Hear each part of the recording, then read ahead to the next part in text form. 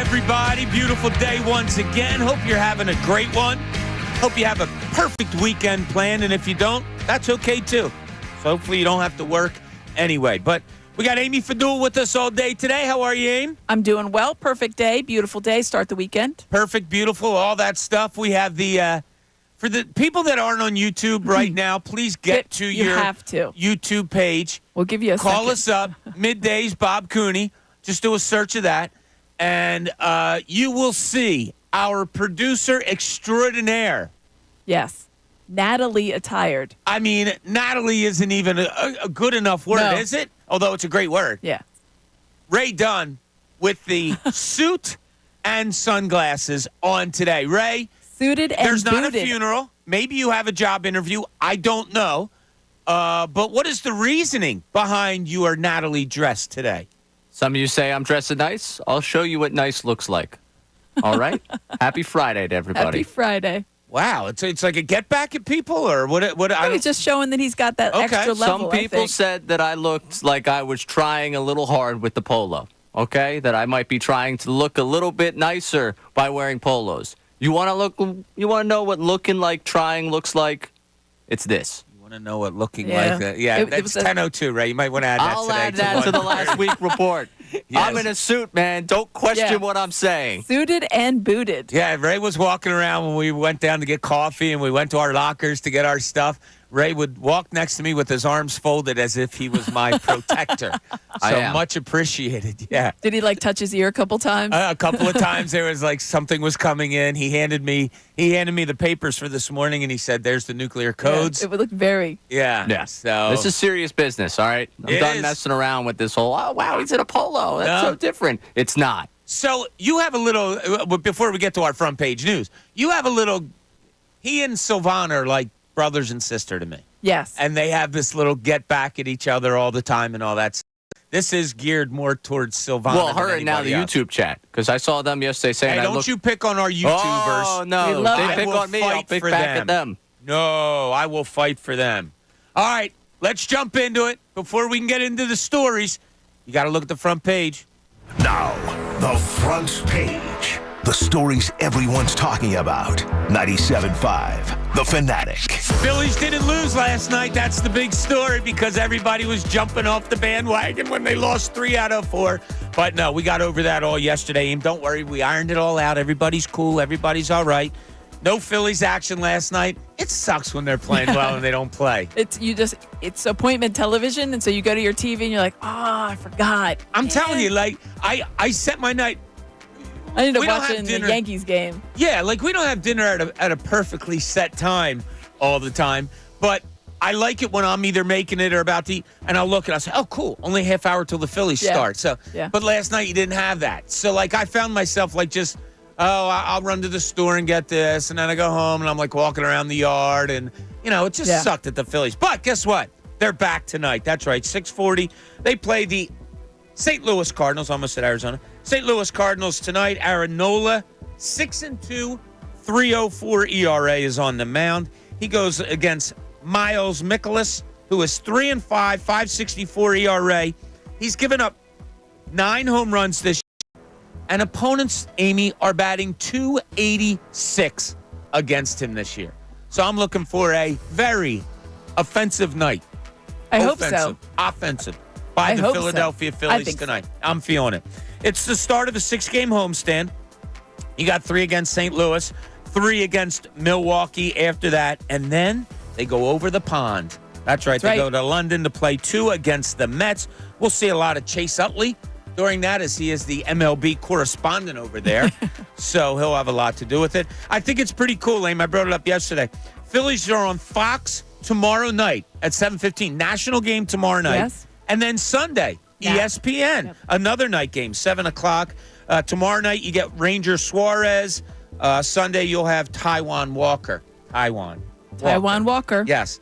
Cardinals, hot team. Hot. They've won 12 of their last 15 games. Just like the Giants. So people who wanted to complain about the schedule, well, you're getting hot teams, and we'll see how it all plays out. Those Atlanta Braves, that joke of a baseball team, they lost last night again to the Nationals 3-1. So that means the Phillies are now up 6 8.5 with 3 games in hand. I want to look at some Phillies numbers playing out here, and we're going to do that a little bit later on in the show. Baseball is such a great numbers sport, and look, you can look at it however you want, and do they play out or whatever, but we'll look at some Phillies numbers and some other numbers. I also have a thought on how I want to look at this Monday. Look, baseball, no matter how great your team is playing, it's long.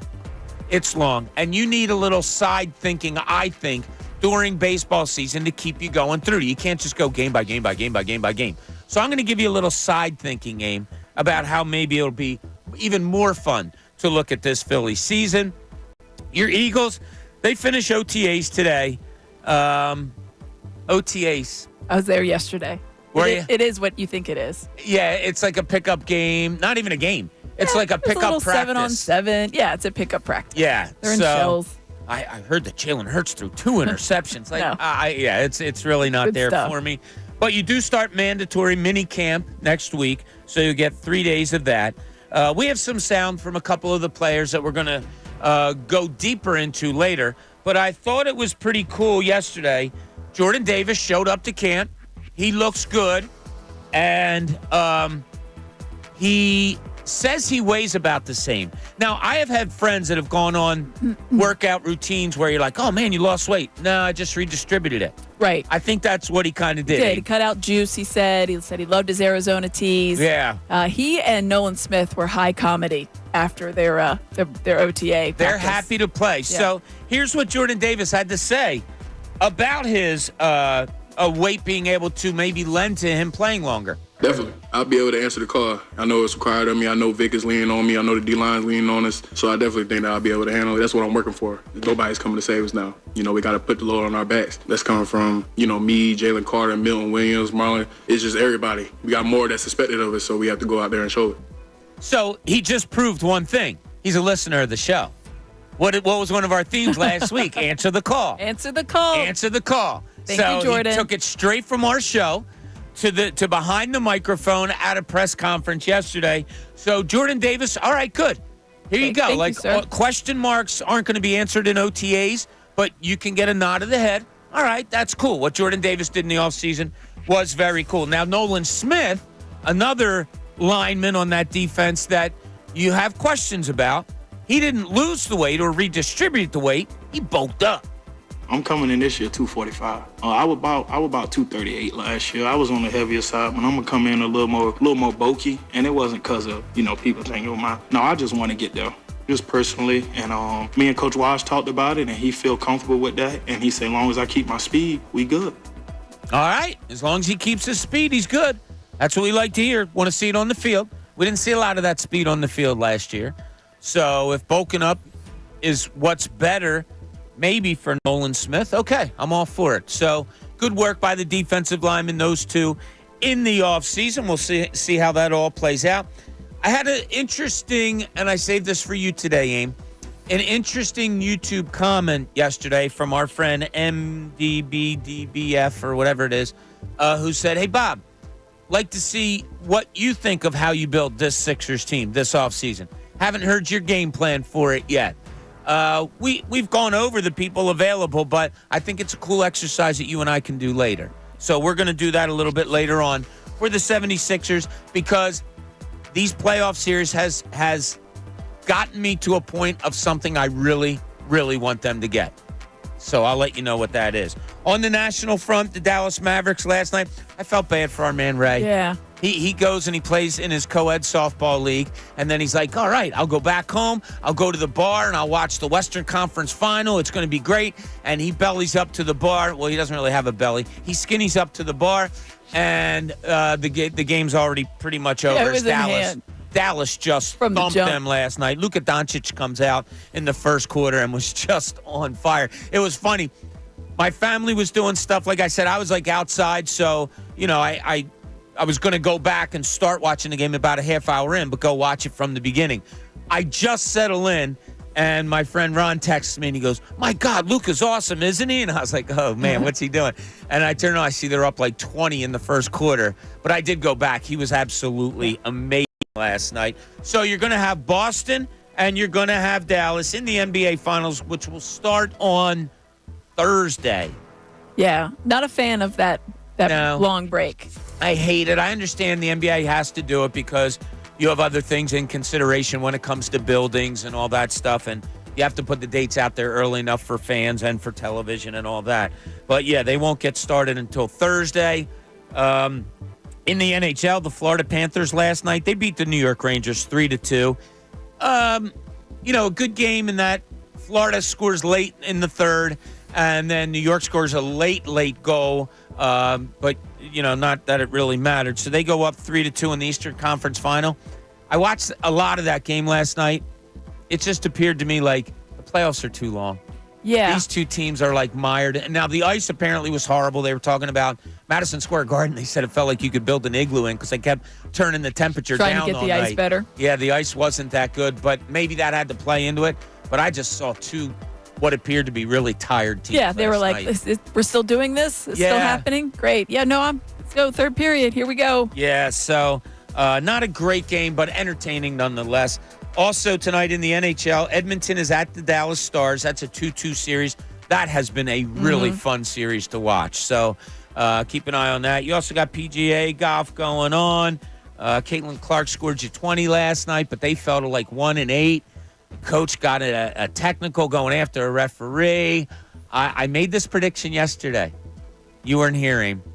I have a feeling Lisa Bluter, she might be coming into Indiana to become that head coach. Yeah. Pure speculation on my part.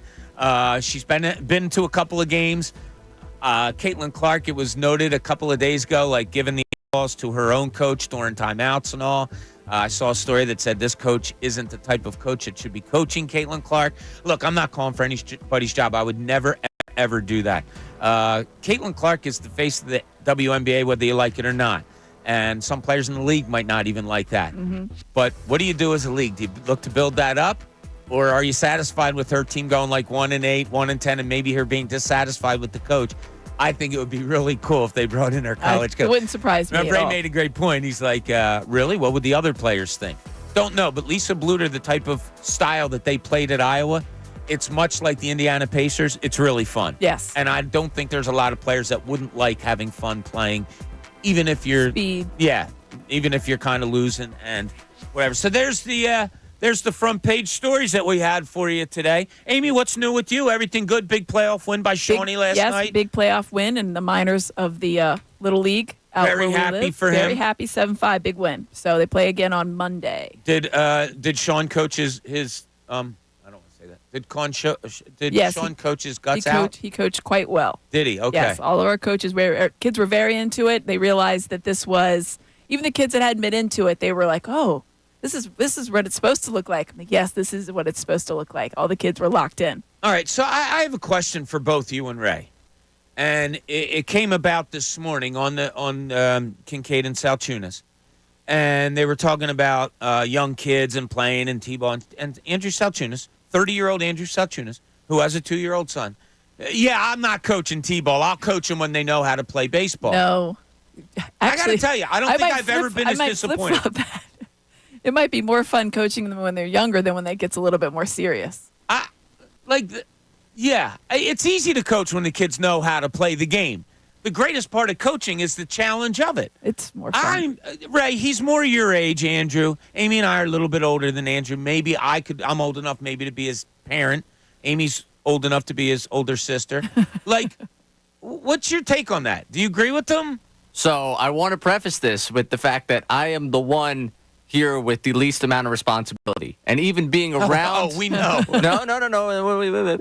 Even being around Andrew and Coop earlier this week, I realized just how much younger and just how different a stage of life I am in than Andrew Salciunas. I do see his point. And I think I only see his point because of the immaturity on my end. Where I'm like, yeah, are you kidding me? T-ball, I need please. I need you to know what T-ball. you're doing. Yeah, I want to be able to really coach it up where we're going to have situational stuff, not just like, all right, kids, stop picking the dandelion. Let's lock in. Let's focus. All right, you're swinging at the tee. You run that way. Don't run to third. That's first base over there. I'm sorry. You're going to have to miss me with some of that stuff. See, I look at coaching as you get the satisfaction of when you tell somebody to do something or teach somebody to do something, they do get it. Actually better. Now, older level, if I'm teaching a kid like, look, you got to take your defender away from the basket, make sure you're on his hip perfectly before you go back door, and he does it, all right, that's satisfaction there. At that level, yeah, I think the satisfaction comes from, oh, look at little Jimmy. He ran to first instead of running at the pitcher. Yeah. I told him that. No, I think it's all on the same level. I totally disagree with Salciunas. I understand what you're saying because you are at a different level of life than Andrew. Right. Andrew buys his kid the little lawnmower that blows the bubbles up. You actually go and help him push it. That's right. Salciunas lawn looks great right now. Yeah. You're welcome. Very well bubblified. Yes, absolutely. Yeah. I am very proud of you on that, Ray. All right, so I forgot my contacts today, so I'm all messed up. You're if all I don't over have the my place. glasses on, I can't see Ray. If I put my glasses on, I can't read any of the writing that I have in front of me. So you don't need to see me. We talked about, but you are so beautifully dressed. And please get on our YouTube page today. We would love to hear what you have to say about Ray's attire, because I don't want to say that you were bullied into doing it, but that's what I'm feeling like. No, it's quite the opposite. Tried to prove a point. I'm here to prove a point. Yeah. You think I tried to look nice before.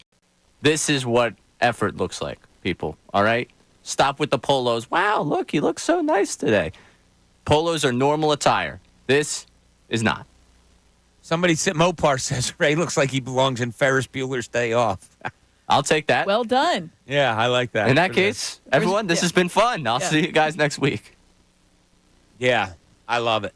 Can't beat it. Okay, we talked about OTAs a little bit, and we'll have some sound coming at you a little bit later. No, actually, let's get into some of it now. Because, as you said, Amy, you were down there yesterday, and it was a lot of fun with what Nolan Smith and what Jordan Davis had to say and what they were. But describe to us a little bit. Like, we hear OTAs and we're like, yawn, stretch, who cares? But what did you pick up down there a little bit yesterday? A lot of times people think it's just the stretching and stuff because what they allow as far as cameras, meaning cell phone cameras and actual, like our NBC Sports Philadelphia and all the news cameras, is just basically that. Individual drills, which are very boring to watch, and then stretching, which is exceptionally boring to watch. Though impressive when you see these giant men and you see how limber they are, but it's not entertaining as far as visuals. Right. But then the cameras break off, and then you get to watch a little bit more. So there are more group drills. There was 7-on-7.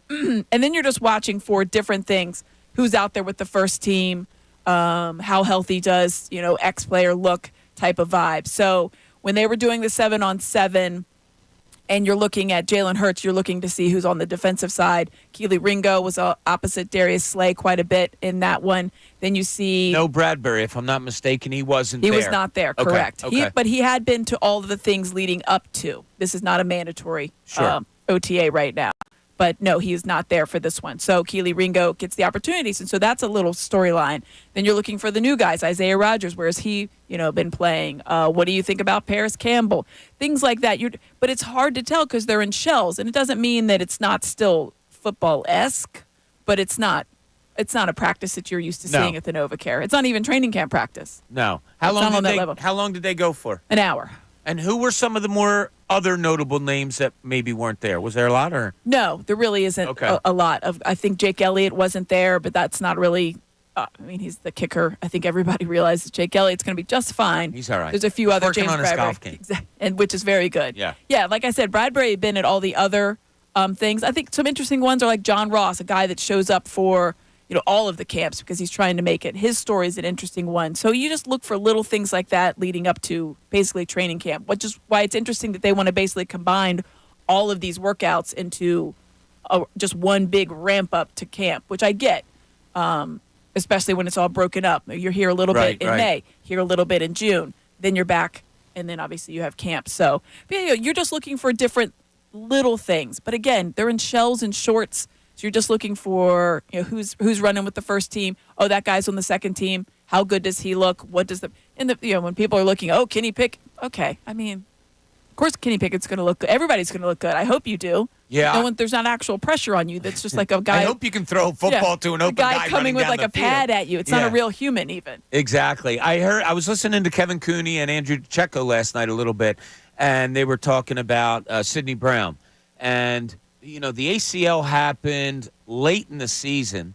December. And I guess it was Andrew was talking about, well, they're hoping second, third week back. Did you hear any rumblings or see anything down there? Or that would shock me, second, third week I did not. back. He was not like running with the teams and stuff like that. But that would be quite the timeline. Yeah, I thought he would go on whatever they call it in the NFL, I forget, and miss the first 6 weeks. Yeah, the PUP list. Yeah. Physically unable to perform. That's what I thought, but the way Andrew was speaking last night, that they might not be looking at that. You see these guys now, and they all come back from injuries well ahead of schedule. I think there's a lot of reasons behind that. I do think medicine has advanced, and I do think that there is pressure. These guys want to get back out on the field for paydays, for their sanity, everything. Yeah. So it wouldn't surprise me if he came back earlier than expected, but only miss a week or two of the season would be something. Like, I mean, you're talking about the end of September for a guy. I know that I know how much quicker guys are coming back. I would think like an October would be a very good that's timeline. why I thought, the PUP list would be exactly perfect for him. 6 weeks, you bring him back. But as Andrew was saying, if they have some packages where they're going maybe 2 or 3 safeties and he's part of it and he's okay to go in those packages and they think they're going to need him in the first, say, 3 or 4 weeks at times, then he says, no, I don't know if they would do it. So it's something to keep an eye on because Sidney Brown was, as I said before, that's that little black cloud that I have over my head. The defense as a whole, I have a lot of questions on, and I've stated that enough here. But that little black cloud that I have over my head has to do directly with Sidney Brown when it comes to this team right now. But here's the first question I want to throw out to you as we're talking about OTAs. And we'll get back to listen to what Jordan Smith had to say, and also, or Nolan Smith and Jordan Davis. I'm sorry. All right, mark it down, right? 10, that would 23. be quite the player if you combine those. There's probably a Jordan Smith out there that we can find quotes from. I'm sure. But we'll hear what they had to say a little bit more. But the first question I have out there for you, as we're talking about OTAs, what's the thing in sports that we overanalyze? Let's have some fun with this. Something in sports that, like, oh my gosh, I can't believe we're talking about it, comes to your mind at some point when you are talking about it. Because we have fun with a lot of different things. And we're talking about OTAs. And as Amy said, wow, Pickett threw a ball that a guy running down the field, 2 pros, and he caught it. Wow, that was awesome. Like, what are some things in sports that we totally overanalyze? Let's have some fun with it on this Friday. 610-632-0975. We'll dig into the Phillies. As I said, we're also going to mold something with this 76ers team, as we were asked to do yesterday from one of our great YouTubers. All that and a whole lot more. This is Middays. Bob Cooney, 97.5 The Fanatic.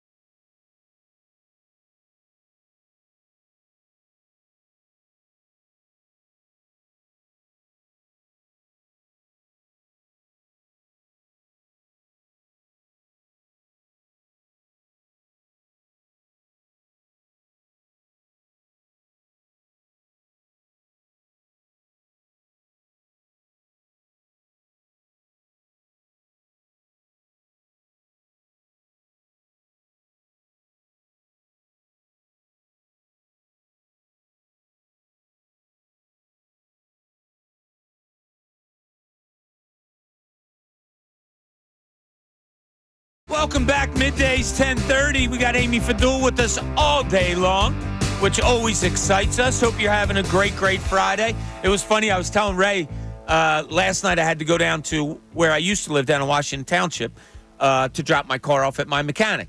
We're driving back, it's probably like 7 o'clock, and my wife and I are like, oh, my God, look at the traffic going down the shore on Thursday night. Thursday's the new day. So God bless you all that have places down the shore, have places to go, but can also work from home on Fridays. Love it. Because now people probably sitting out on that deck and like, down the shore and work. Oh, man, it's so a little jealousy crept into the car when we were driving home last night watching all those people going down. They're going to be jealous of us on Monday. They are, because Monday, very good by you.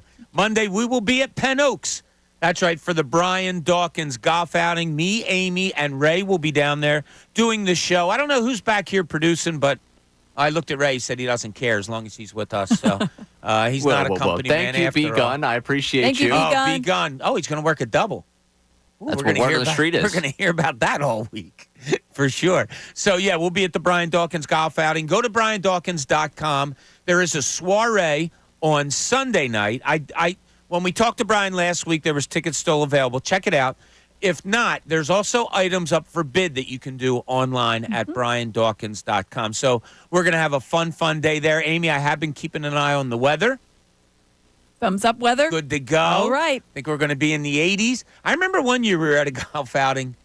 I don't know if it was the Darren Dalton or something, and we did the morning show from there. And it was so cold we were outside that they literally brought over like one of those electronic outdoor fire pits just to put behind us because we were talking and you could see our breath as we were. And I remember we got there also. I don't know where it was, but we got there and we're knocking on the door. Now it's 4:30 in the morning. Yeah.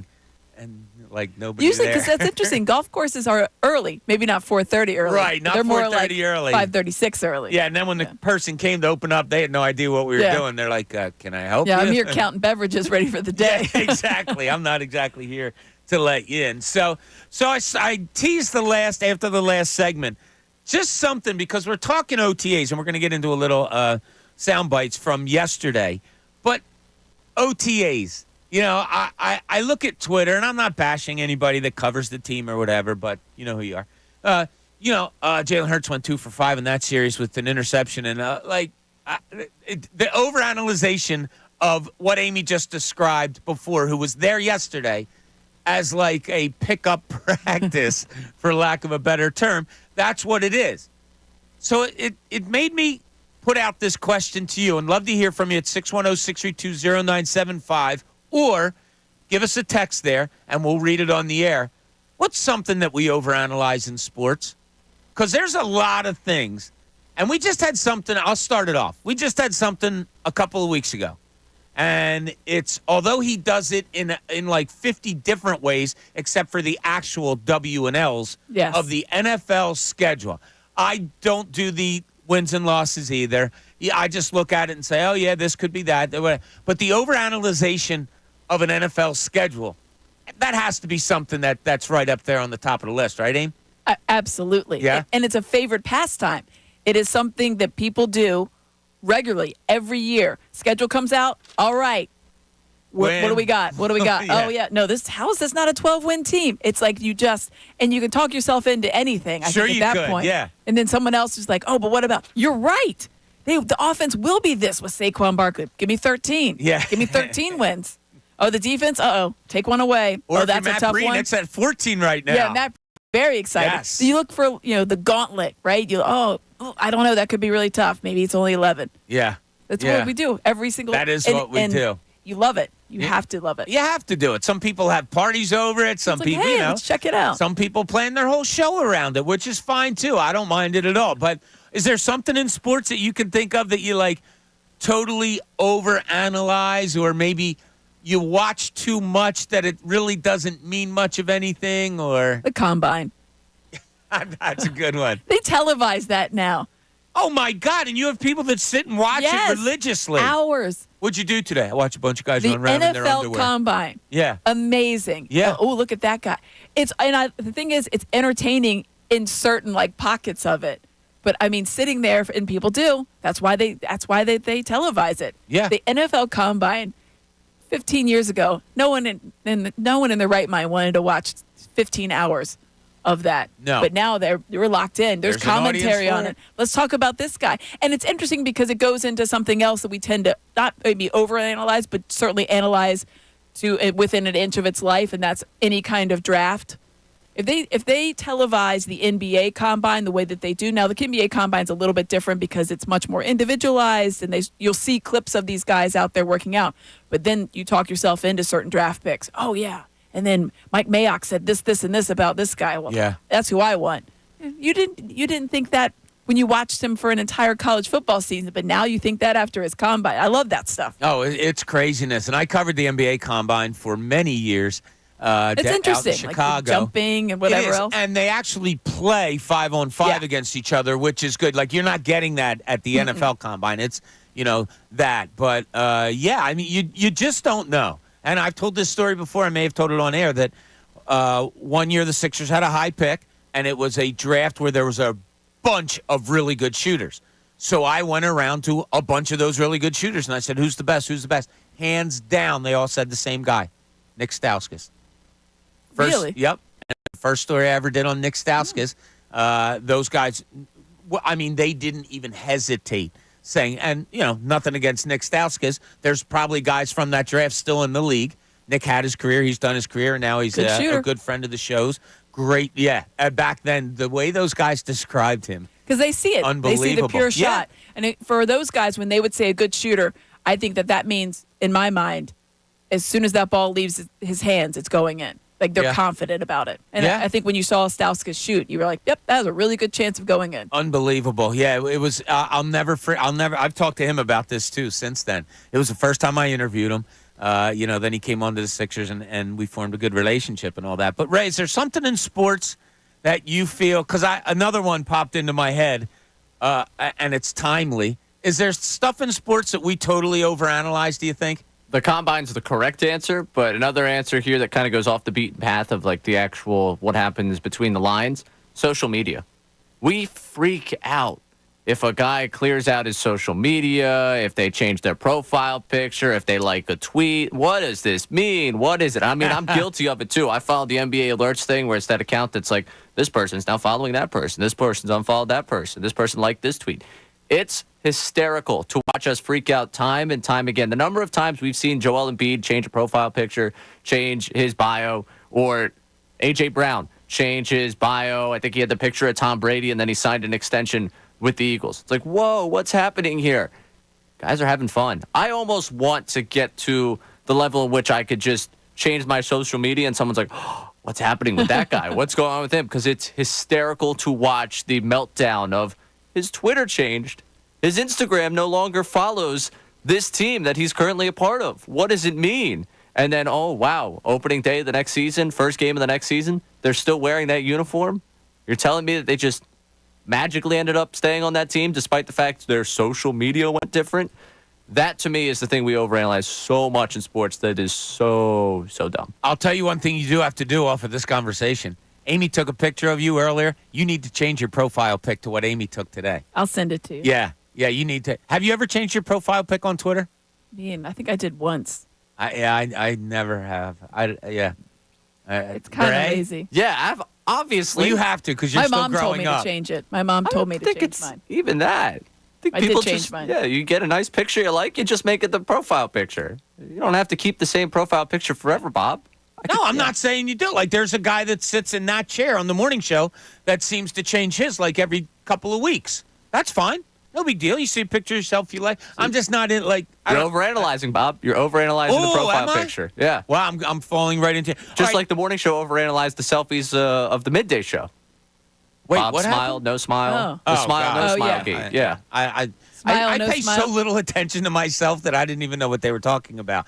But yeah, but Bill doesn't do it anymore. He doesn't take the selfies on the middays anymore. He just solely goes weekend. And now that he's going to be a married man tomorrow, perhaps he doesn't do it at all. But I'll tell you another thing that maybe we overanalyze a little bit. Plays during a 162-game season.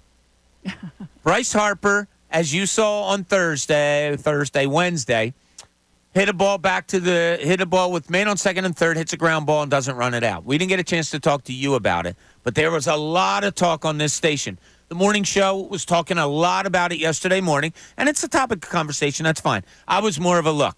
The guy's going to have 700 plate appearances. To me, if we're going to, get the microscope out and really zoom in on it, he didn't look right in some way to me at the beginning of that game yesterday.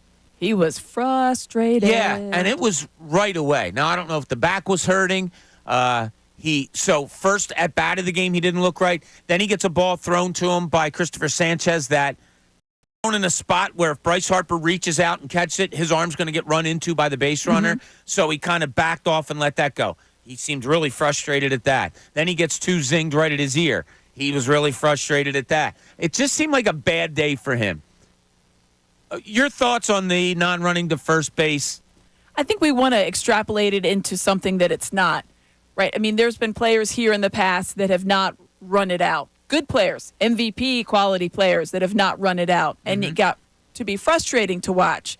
If it's one or two, I mean, it's 162 games, 700 plate appearances, running to first. Okay, half of that time, and he doesn't do it. I think for us, there's a certain level that we wish our players to play out, and that's all out 100% of the time, right? You give it everything.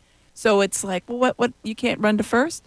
So instead of like looking at it and being like, all right, maybe there was just an off day and this is just a one-off, I think you try to extrapolate it out, and that's where the frustration comes from. I mean, how many times do you guys watch Jimmy Rollins lollygag it down first base? Sure. A lot. Yeah. Okay. It was enough that his manager had to say something to him. He did. So that's where I think people are going with this. Is this going to be like a Jimmy Rollins situation? Well, Jimmy Rollins did that towards the end of his career, and I think that he realized that it's, that's baseball. I don't need to run it out because I'd give out everything at every other aspect of this. I think Bryce Harper feels that probably. Yeah, I understand the people that want to talk about it and that you don't want it to become a habit. That's obviously. what I mean. Yeah. People fall into bad habits, and whether it's in life, whether it's in sports, at work, whatever, you have to be good enough with yourself to get yourself out of those habits. Yep. And I talked about one that I'm in, and I'm trying to break right now, and that's when my wife's in the car, I am vocalizing my frustration with other drivers too much. And it's legitimate. Like, I heard her say, she didn't know this happened. The other day we were on the phone, and I had her on speakerphone, and I'm driving, and we were hanging up, and I thought she had already hung up, and a guy kind of cut me off, and I'm like, I said something, and she goes, I can't tolerate that anymore. But she hadn't hung up the phone, so I heard it. So I made her the promise. I said, you're right. I'm in a bad habit of doing that.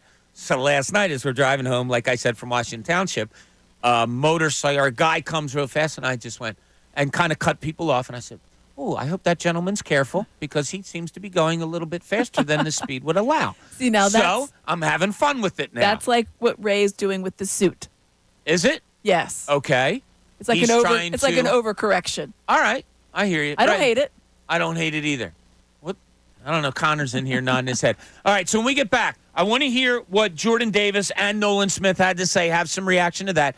I also got a text from my friend Lenny, who is on board with me in the Andrew Salciunas disagreement. As a matter of fact, he ended the text with, bad Andrew. We'll talk about that. Talk about a whole lot of other things. We got Amy Fadul all day long, which we absolutely love. This is Middays, Bob Cooney, 97.5 The Fanatic.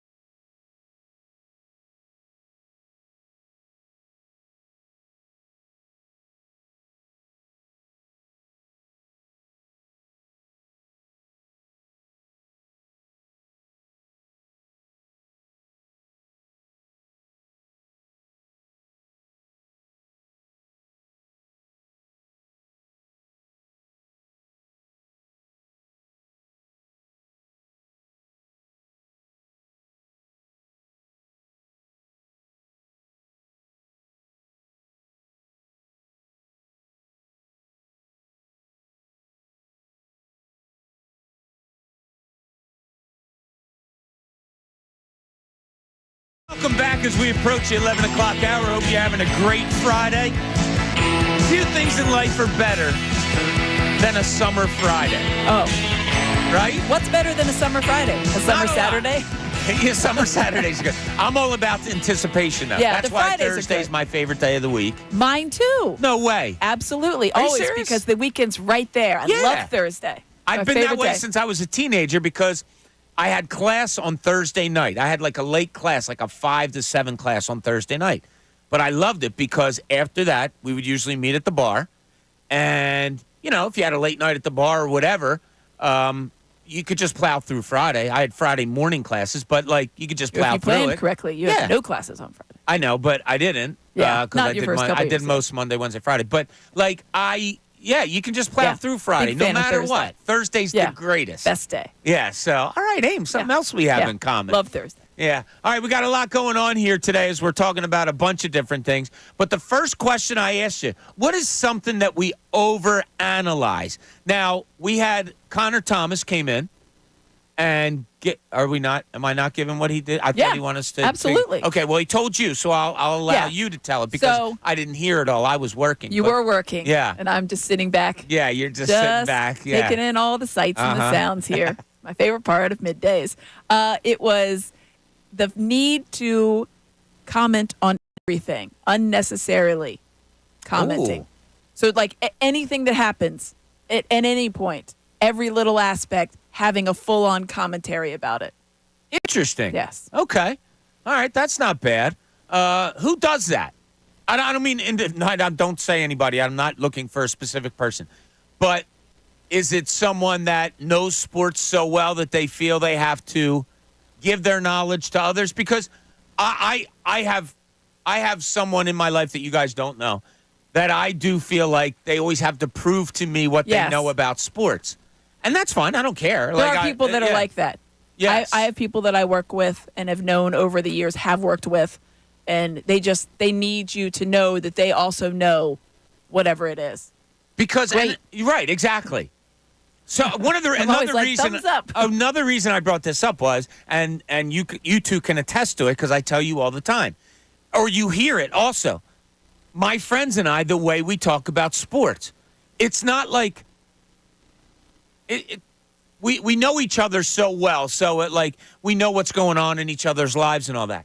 But as you guys know, I'm on the phone and it's with my friends and all, and the conversations don't start with, "Hey, what's going on? What are you doing today?" Whatever. It's I'll pick up the phone. Yo, why do they have to do the and it's right into sports, and I love that.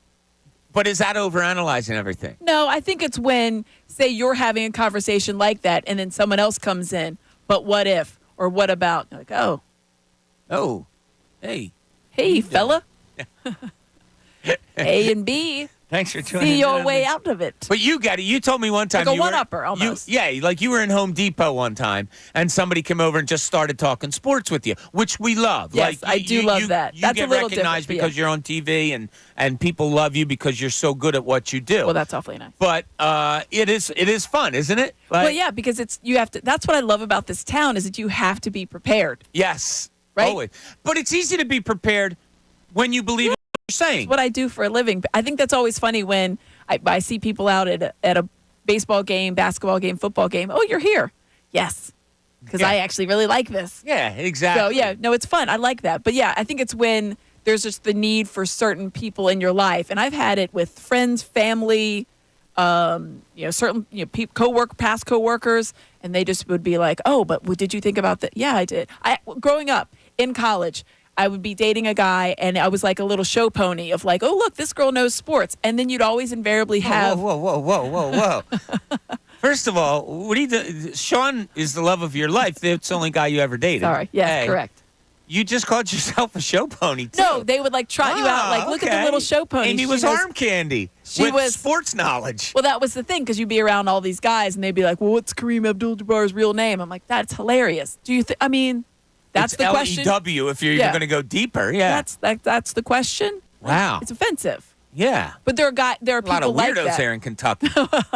Which is interesting because it actually wasn't, "Hi, Amy, how you doing?" It was like, "Oh, yeah, name me the starting five of the 1978 Kentucky team." She knows sports. Wow. And that would be like, oh, let's see how much, any girls out there know exactly what I'm talking about.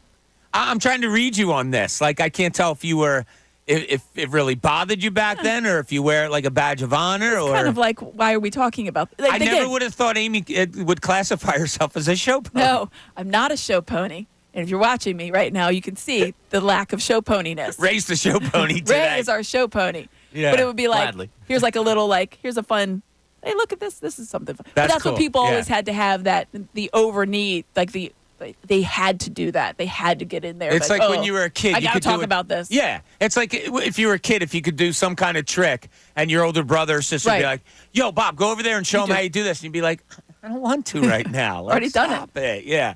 Oh, that's funny. All right, when we get back. I've been teasing this. I do want to hear what Jordan Davis had to say, what Nolan Smith had to say yesterday at OTAs. Talk to Amy a little bit about it because she was down there also yesterday. I also have another question that I want to pose to you. This one's really fun leading into the weekend. This is Middays. Amy's here with us all day. Ray Dunn. If you haven't gotten on YouTube yet, please get on YouTube and check out how beautiful our Ray Dunn looks. Say, yes, I used the word beautiful. This is Middays, 97.5 The Fanatic.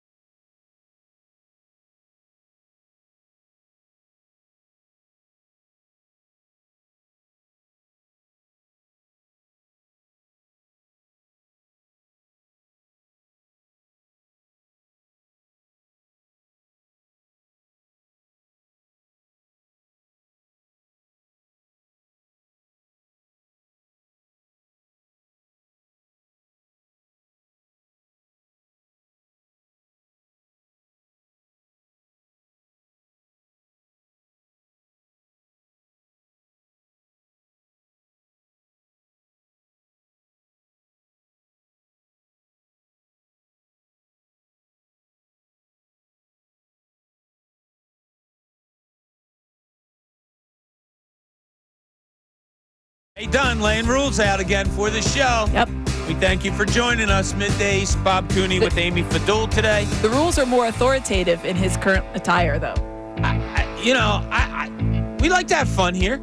We talk sports. We have knowledge. We like to pass it along. We like to learn from our YouTubers, from our callers, all of that. I'm still learning about Ray Dunn, and he just left this studio with demands. not like a question, not like a thought. It was a demand. Don't you go to air with this. Okay. I don't know what I can and cannot talk about anymore. I feel like I'm home, but it's all good. You're the worst. I am the worst. I will. No, I won't. No, I'm not going to go there. All right, let me get to Ed. Ed's been holding on in Elkins Park for a little bit. Ed, you're on 97.5 The Fanatic. What's going on, buddy?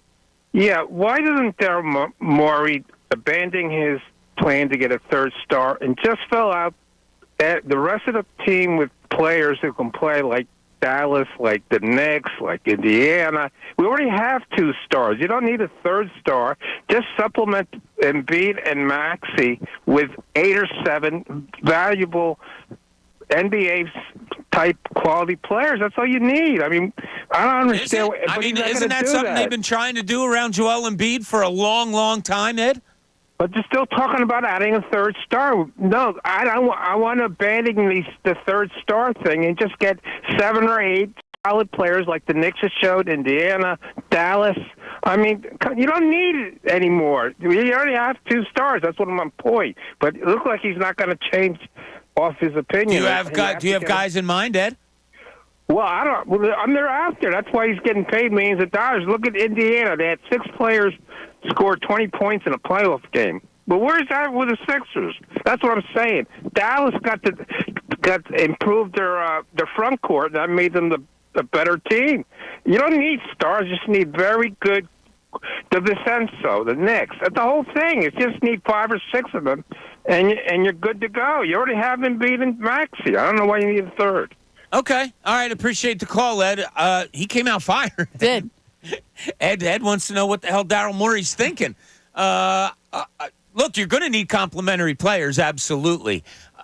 All right, let's dive into it then. We were going to hold this off till a little bit later, but Ed's going to get us started. We had one of our YouTubers yesterday asked, hey, Bob, when are you guys going to dive into exactly what you would like to do with this Sixers team, how you would make it up?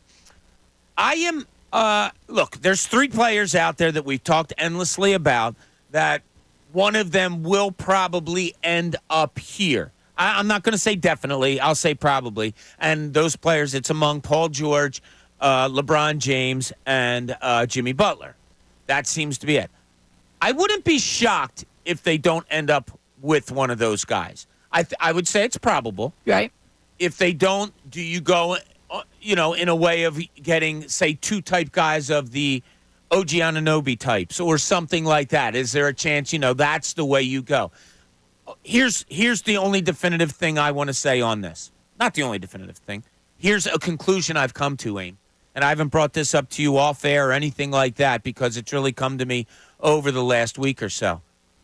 I really, really want, and maybe they have to hit on it. Maybe it's a surprise that it happens. Maybe they get it with the 16th pick. I really, really want a playmaking point guard. Oh, you've said that. I mean, creating. Badly. Yeah, I think you called him creating. Yeah, like somebody that, I'm not taking anything away from Maxey. I'm not taking away anything from Joel Embiid, but somebody that it's the type of, wow, they can hit big shots. Wow, they make the right pass. Wow, they just do the right thing with the ball. Rushing the Mavs. Just somebody. And look, you can be a 3rd fiddle, a 4th fiddle. You can be the 5th starter. Maybe they pick up somebody in the draft at 16 that they bring in and go, whoa. Because, look, if you're playing alongside Joel Embiid and Tyrese Maxey, I'm sorry, your game has to get better. Your game is going to shine when you have those 2 options in your arsenal. I'm really, really looking for that, whether it be through the draft, whether it be somebody they pick up. I don't know, but somebody that I think can star at that position. Yeah, I mean, and when you go, and Ed's point was like, get these good role players, and he starts to name these guys. Okay, well, a lot of those guys were free agents, and their teams assigned them. If you look at the free agent market, especially at the role player type of vibe, or in your case, the creating point guard, Not a lot out there. No, there's not. So it's a very top-heavy free agent market. We all know the big free agents that are out there. Okay, those guys, great, good times. Paul George, LeBron James. Those are both player options, by the way. Right. So got to convince them to come here. They got to come here. Yeah. Everything else is going to have to be either a guy that you hope is going to become what you want him to be, like the Sixers have done in the past, or you have a trade. There's a specific player that you want that you have to go and make work. It's not this giant free-for-all of like, oh, I'd love to have Dante DiVincenzo. I'm sure you would. Yep. I'd love to have Mikal Bridges. I'm sure you would. How are you going to make that work? He's not sitting there just waiting for somebody to call him. Yeah, and what stinks is they hit on them. Like the Knicks hit on Dante DiVincenzo. Yep. He wasn't this good with the Milwaukee Bucks. He wasn't this good throughout his career until he got to the Knicks. Josh Hart, they hit on that. Jalen Brunson got hit on by Dallas. But they got gold in a second-round pick, and now he's moved on to the New York Knicks. I want the Sixers to be able to do that. It's almost a little late because of the three guys I just mentioned. It took them 3, 4, 5 years to get to where they are. Joel Embiid doesn't have that long. Yeah, that's Maxey. That's their hit. Exactly. 3 years in, most improved player. So to answer MBDBF's question of Bob, build a team, I'm going to be honest with you. I don't know how. I do know all the players that we can name. I was covering up close and personal when they were trying to build around Joel Embiid. I've mentioned on these airways 19 different names of prominent players that they brought in here to help get to the goal of what they want to get to with Joel Embiid, and none of them has worked. I'm being honest. I whether I had zero basketball knowledge or a little bit like I maybe do, I don't know how. I'm being honest. I don't know how to build around Joel Embiid in order to say, there it is. That's a championship contender. Yeah, I think and when we go to look at the examples that are out there as far as teams that are successful that we've seen in the playoffs this year and last year, I think the only kind of direct line you can draw as far as what a team and how they're made up and how they're orchestrated are the Nuggets. The Nuggets are the only one. And that's still a lot different because Jokic plays a lot different from Joel Embiid. But as far as having a big man as a very prominent feature of your offense, in Jokic's case, a lot more prominent in the way that he dishes the ball out, and then having a guard that shoots well in Jamal Murray, then you look at their role players. They hit on Aaron Gordon, who was fine down there in the Magic, but he wasn't this guy. Michael Porter Jr., no one wanted to touch him coming out of Missouri because he had severe back issues. Look, he's actually become the player that everybody expected. Sometimes you have to hit those gold mines for those other players. I mean, Aaron Gordon was a superstar in the making, but he's not there. And that's fine. Yeah. He's helped him win the championship. So I think that's the only one I can draw it. Like, if I'm going to try to look at another team, I have to look at the Nuggets and see, all right, well, how can we get something similar? Because they run their offense with a big man feature. Not the same big man, doesn't play the same way, but in some ways, that's it. Because you can't look at what the Knicks do. You can't look at what the Celtics do. You can't look at what the Mavs do. The Mavs they have 2 point guards. Yeah. 2 point guards. Crazy. On paper, that should not work. No. It absolutely shouldn't work. Timberwolves shouldn't work. No. Did. And you weren't here yesterday. I talked to NBA executives before the season started. And one of the subjects that we talked about and that I brought up, one person mentioned it to me, so I brought it up to others as I talked to them. And it was about Kyrie Irving joining Dallas down there. And it was and these are executives throughout the league that were like, yeah, don't really see it working. And the first person I talked to was, oh, why not? Luke is hard to play with. And Kyrie Irving, that's not going to be a matchup that you're going to. So that's the common thinking. These are guys that know the game, that have been around the game forever. There's no known in sports. Yeah. I mean, few knowns. And it didn't work initially. No, no. It looked like it was going to completely flame out, but they stuck with it. Same up there in Minnesota. When they traded for Rudy Gobert, you're thinking, what in the world? Yeah. You already have Karl Anthony Towns. And it didn't work initially. They made it to the Western Conference Finals, obviously, that they lost to them. Yeah. Yeah. You exactly. have to have other things have to happen, and other people need to buy in. So the Mavs didn't work until it did. Yeah, and I'm not trying to cop out on putting out information or what I think. I'm being totally honest when I say And Ed's line of thinking is you have 2 stars. Go out and get good players around them and get a team, much like some of the teams you see in these playoffs so far. Okay, I've seen that. And it didn't work. I've seen him bring in shooters. I've seen him bring in playmakers. I've seen him bring in clutch players. I'm just being honest. I don't know how they can build around Joel Embiid to make this. Now, is that a slight on Joel Embiid? Maybe.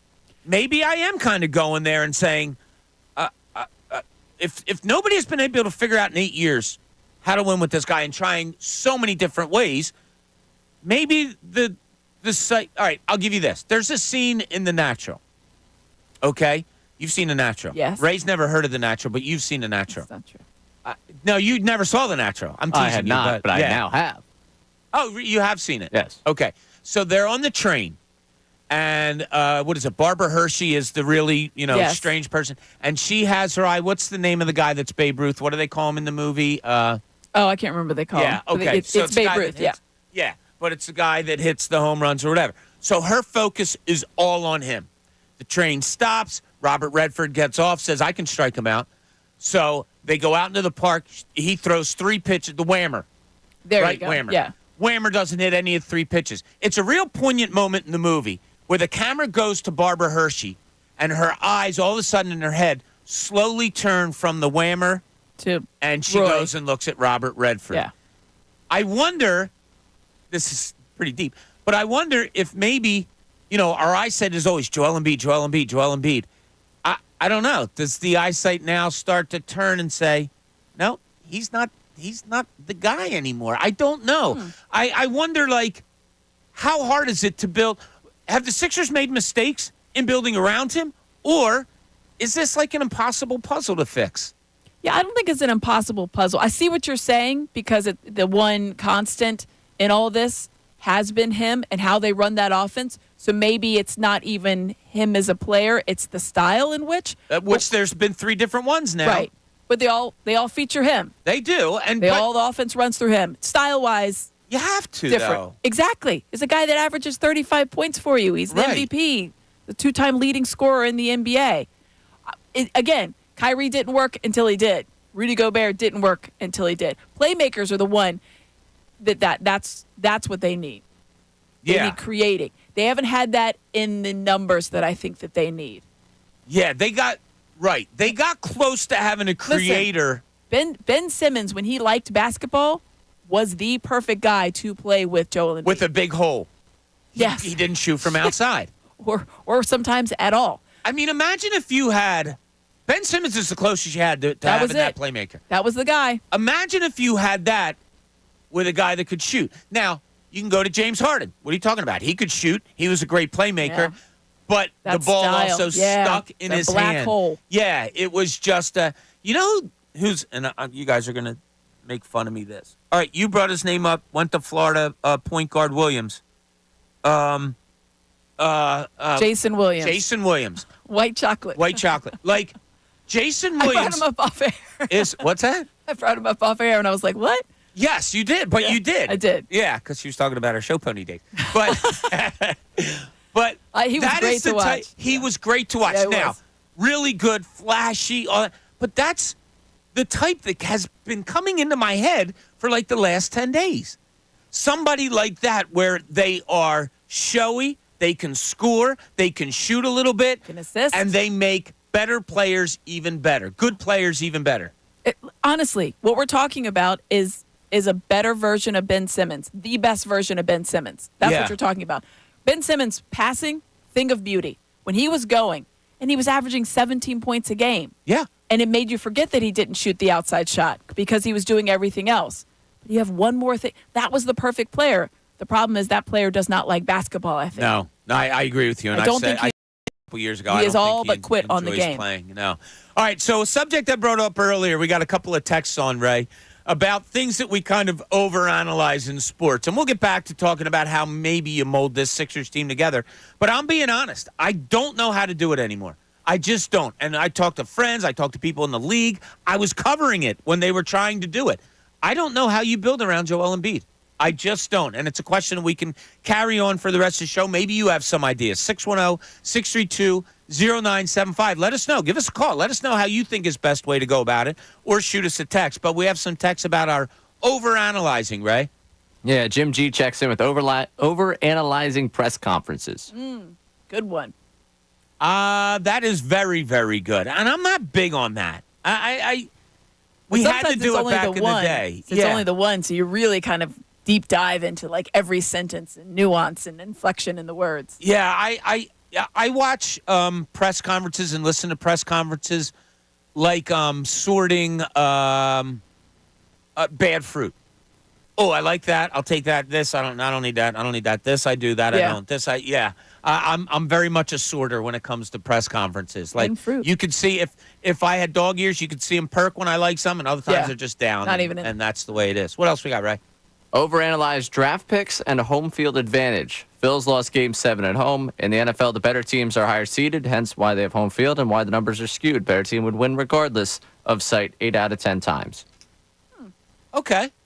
All right. That's over. You know what? It used to be hockey was really the only sport where home ice advantage doesn't matter. Every other sport it did. No, I think that's evened out in almost all sports. You look at playoffs now. Yeah, you saw last night. I watched 2 playoff games. In the NBA, you've seen regularly teams winning on the opposing teams. Yeah. How pissed off do you think Dallas is that they lose at home? They got to go all the way back up to Minnesota, and then they go there and kick their asses. They came out pretty flat in that game in they Dallas, did. though. Yeah, I don't know what happened there with Minnesota. But any more, Ray? What more? This is courtesy of our YouTube chat. Bewildered says, I am overanalyzed. Okay. You know what? I haven't really gone into analyzing Bewildered all that much. But No. I, Ray Dunn, is over. Oh, you? I thought he meant he was. Yes. No, you're kind of an enigma. So that needs analysis. I believe so. Okay. And I analyze, and I'm just speaking for myself. I like to analyze you because I how should I put this? I think I analyze you for the benefit of you if I can give you any benefits of it. Like, I probably am too stupid to do it, but I just feel as a couple years you're elder that just a few, maybe. I knew he was going to say it. I mean, that's a layup. What are you doing there. tonight, Ray? That's a layup. I knew he was going to say it. That's a layup. It's my friend's birthday. We're going to go see him, get some drinks. Yeah, it'll be good. Should be fun. Appreciate your concern on what I'm doing tonight, Bob. AIM. Do you remember when we started the show? Yes. It was 10 o'clock. That was the best. It was a great hour. Love that hour. And it was brought to you by Window Nation. Take advantage of Window Nation's 50% off sale on all style windows. Plus, make no down payment with no payments and no interest for 12 full months. Call 866-90-NATION or visit windownation.com. See, good. I have to be careful with Ray because I love Ray to death, and he knows it. You know it. Everybody knows it. I do push the buttons with him sometimes, and I do worry sometimes that he's going to stop talking to me. No, he would never. He would never. Oh, no. He enjoys our chats. Yeah, but no, it just makes Friday a little bit more brutal for you. We got the last week report coming up at 1:30. 1:30. See, I don't care about that anymore. Oh yeah. I don't care. I think it's fun. It is fun. Yeah, you can make fun fun of me all you want. I don't care. I am very thick-skinned. Mm-hmm. You just have to know that there's going to be retribution. So thick-skinned that he would never think about punishing. Yeah, this is not becoming just like Amy and I against Bob. This is, I think, just squarely Bob and I going back and forth right now. Yeah, that's true. See, I've broken you up. Now my next thing is I got to throw my hook into Amy and wheel her into my let's go against Ray. I mean, if you look at her face right now, there's not a shot of that happening. Well, why do you just dismiss it like you have no problem going on his side against me? I don't go against anybody. Oh, I'm in Switzerland. Yeah. Just come here. Store your money here. It's fine. If anything, you're a show pony. All right, when we get back, I keep promising this, so we're going to do it as soon as we get back. We are going to listen to Jordan and Nolan and hear what they had to say yesterday at OTAs. But I also want to get two things. One, we talked about 1/3 of the season went by with the Phillies, so I want to get Amy's thought on a question that we had yesterday. And last night, I was reminded of tears, literally, seriously, rolling down my face. because of a sporting event. I'll get into all that, a whole lot more. This is Middays, Bob Cooney, 97.5 The Fanatic.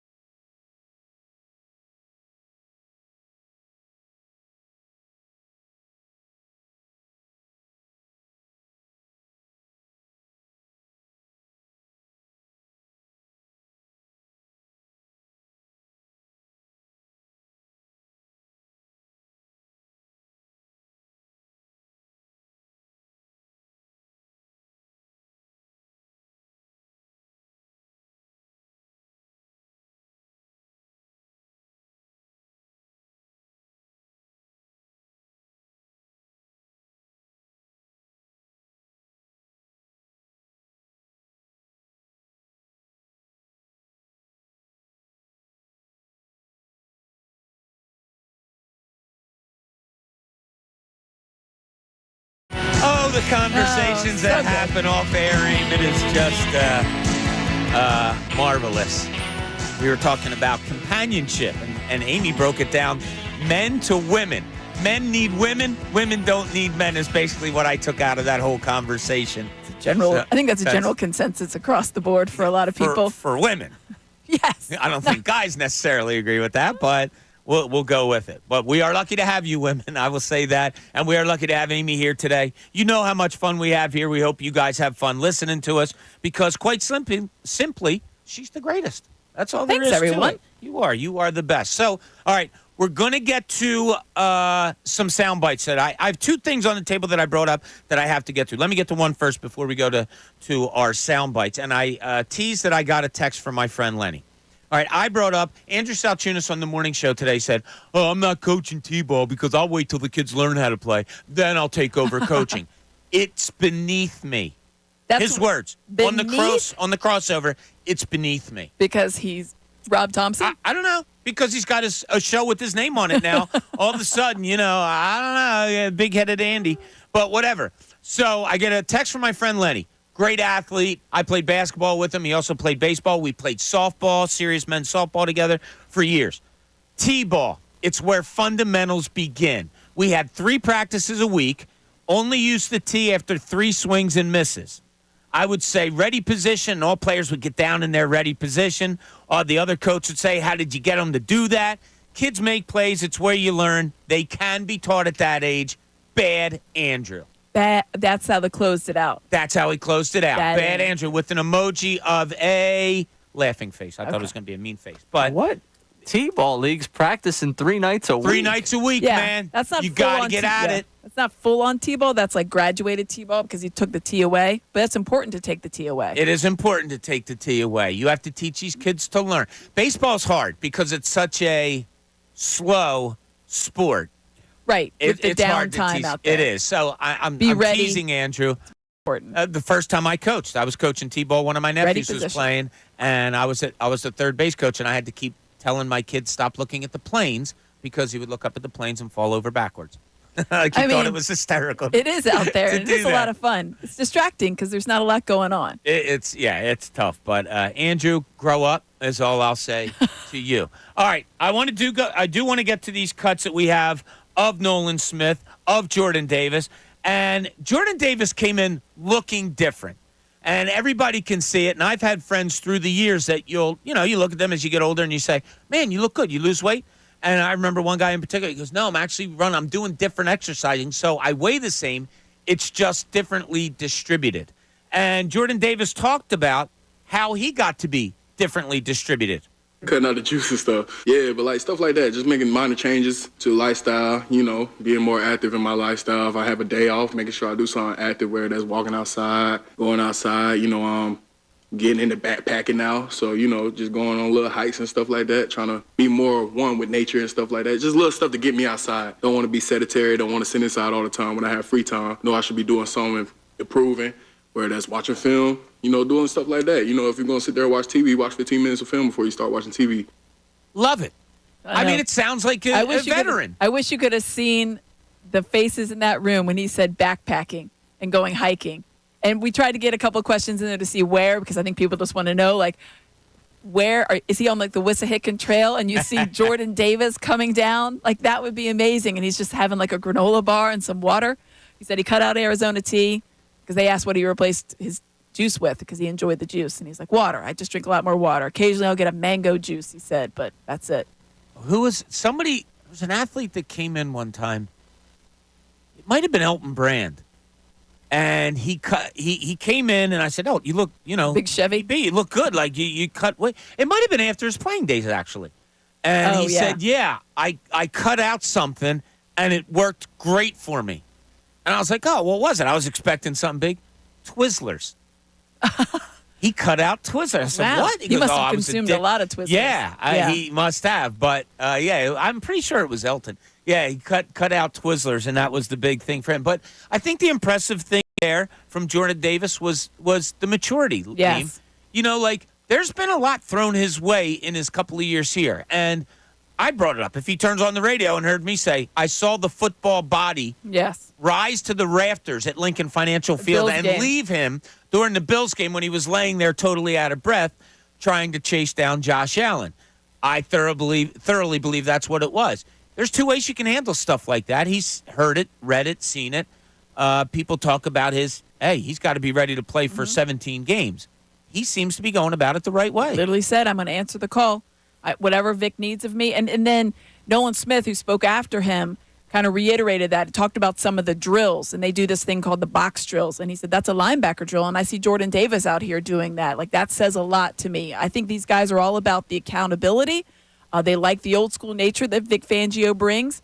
But I thought, like, when you were listening to Jordan Davis, that's a guy that knows the expectations, knows he hasn't met them, and wants to do whatever he can to meet them. It was a different focus. He's always been an affable guy when he's been here. He's always had this kind of joyful exuberance. Even Nolan Smith definitely is that guy, a juice guy, an energy guy. But I thought that there was a certain seriousness to Jordan Davis that I don't think I had seen. A guy that says, like, listen, I know what's expected in my third year, and I'm here for it. Good. Because anytime you have a battle in front of you as an athlete, I've always been told by those athletes, whatever, you got to face it head on. Yep.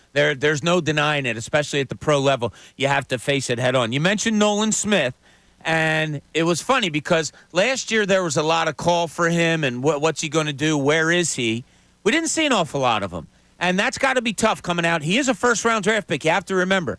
And so yesterday he talked about last year and the learning curve maybe that he had to go through. You know, it's a learning curve. A lot of people think you're supposed to come in the league and dominate and do all of this and that. And I got the same dreams and hopes that everybody have for me else. I want to get, 10-plus sacks and do all of that. But, realistically, it's a learning curve. These guys been in here 15 years. These guys been in here a long time. And I say praise to Lane Johnson. Lane Johnson taught me everything from getting my toes right to how I work, what I'm looking for in a tackle, and just different things like that.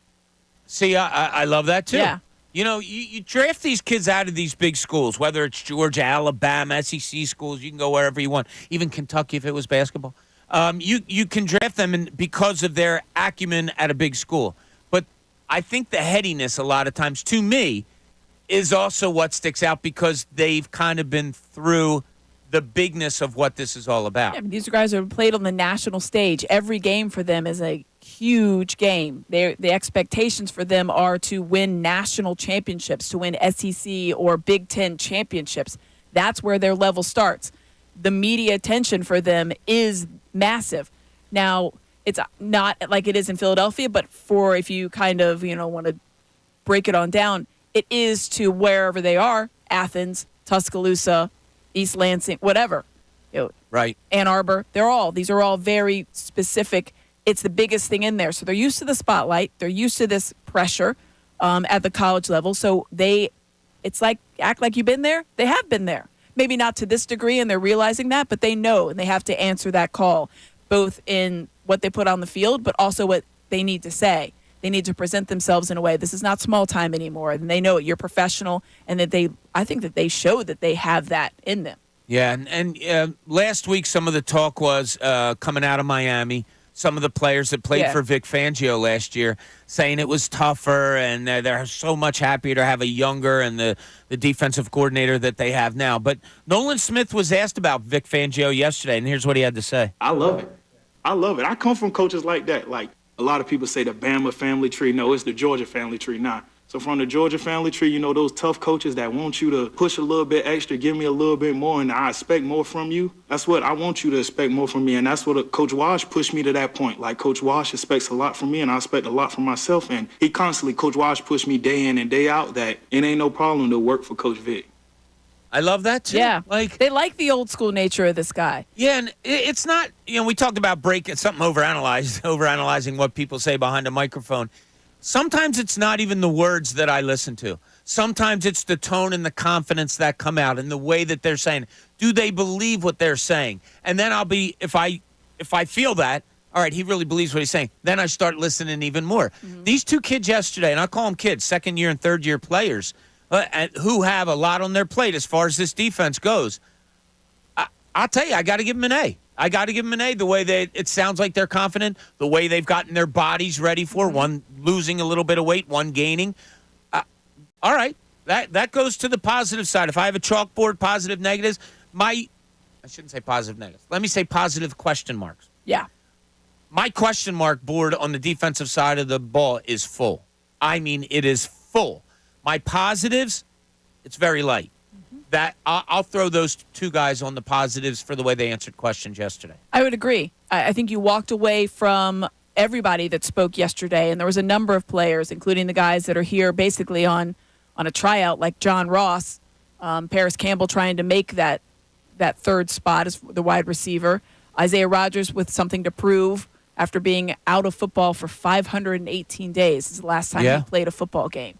And then you have guys who have something to prove in a different way in Jordan Davis and Nolan Smith. And I think that you saw that and you heard that in the way that they addressed all of the questions. And the questions aren't there's not layup time, right? I mean, this is like there's defensively very pointed questions. Do you expect this? We've heard this about Vic Fangio. Do you like it? And he could have given a non-answer, as maybe some players would. Listen, I'm just here to play, and the defense is what it is, and I'm going to do my job, play my role, and do the best of my ability. That's a non-answer for a very specific question about your defensive coordinator. Jordan Davis was stronger. Yeah. He said no BS, and he didn't use those words. And right. he doesn't usually cuss, and he apologized. Like, you might have to beep that out, but that's what it is. He's no BS, and I'm here for it. Is the word cuss a Southern thing? Probably. Why? Instead of saying curse? Yeah, I've never said cuss. I always say curse, but not that I mind it. But when you just said it, and I know you're from Virginia and spent time in Kentucky, that's probably a Southern. I think it's a Southern thing. Yeah, okay. Those guys, they're both from Georgia. I think they probably both said cuss too, and that's probably why I leaned into it. Yeah. No cussing, no fussing. What? No cussing, no fussing. That was not fussing. It's fussing a Southern thing too, right? Yeah, I just didn't know where that came from. Yeah, no, I'm pretty sure I saw, like how people have those things hanging in like their houses. Like live, laugh, love, or whatever? Yeah, I think when I spent the one summer down south, I'm pretty sure it was like a no cussing, no fussing, and something else. I forget what the third one is. It's been a couple. Tussling? I don't know. Tussling, maybe. I don't know. That's fighting. Yeah. Do you have a live, laugh, love in your house? No. You're making fun of it. No, I'm not. You are. No. I don't have a lot of stuff hung up on my. We have pictures on our walls. That's what we do. And if someone gives us like a nice print, that goes up. Like a nice print of, we have a nice print of like Boathouse Row. That goes up. We have a lovely print of the vet. Oh, you know what? We have the Phillies dream scene. That's what we have up. Yeah. These are what we hang up. Amy's got profiles of Phillies players all throughout her house. We have a live, laugh, love, I think, in one of the bathrooms. One of the curtains is a live, laugh, love thing. But we have one thing that my wife ordered is really cool. It's all of our names and nicknames in all kinds of different writings and stuff that's like like a that. family thing, though. Yeah, there's that. Then we have a little coffee station, which many people have. But at the coffee station, it says like coffee. It's what I drink until it's appropriate to have wine. I have something in like stuff. Yeah, I have like something in the laundry room. It says like wash, fine, dry, tomorrow, fold, next week, iron. You got to be kidding me, type of thing. Or like I have if you sprinkle cutesy. when you tinkle, be a sweetie, wipe the seedy. No, you don't. Yeah. That's what it says? I've never heard I wrote it and hung it up. Just on a piece of loose leaf? I got 4 tacks and just put it up there. Taped it up there. Oh, boy. All right, when we get back, we're going to talk about Ray's personal life a little bit more because that's what he wants to do. I do want to get from Amy something about the first third of the season, and in this next segment, I will tell you why I was reminded of tears rolling down my face when I was a little kid, and it's because of a sporting event. This is Middays 97.5, The Fanatic.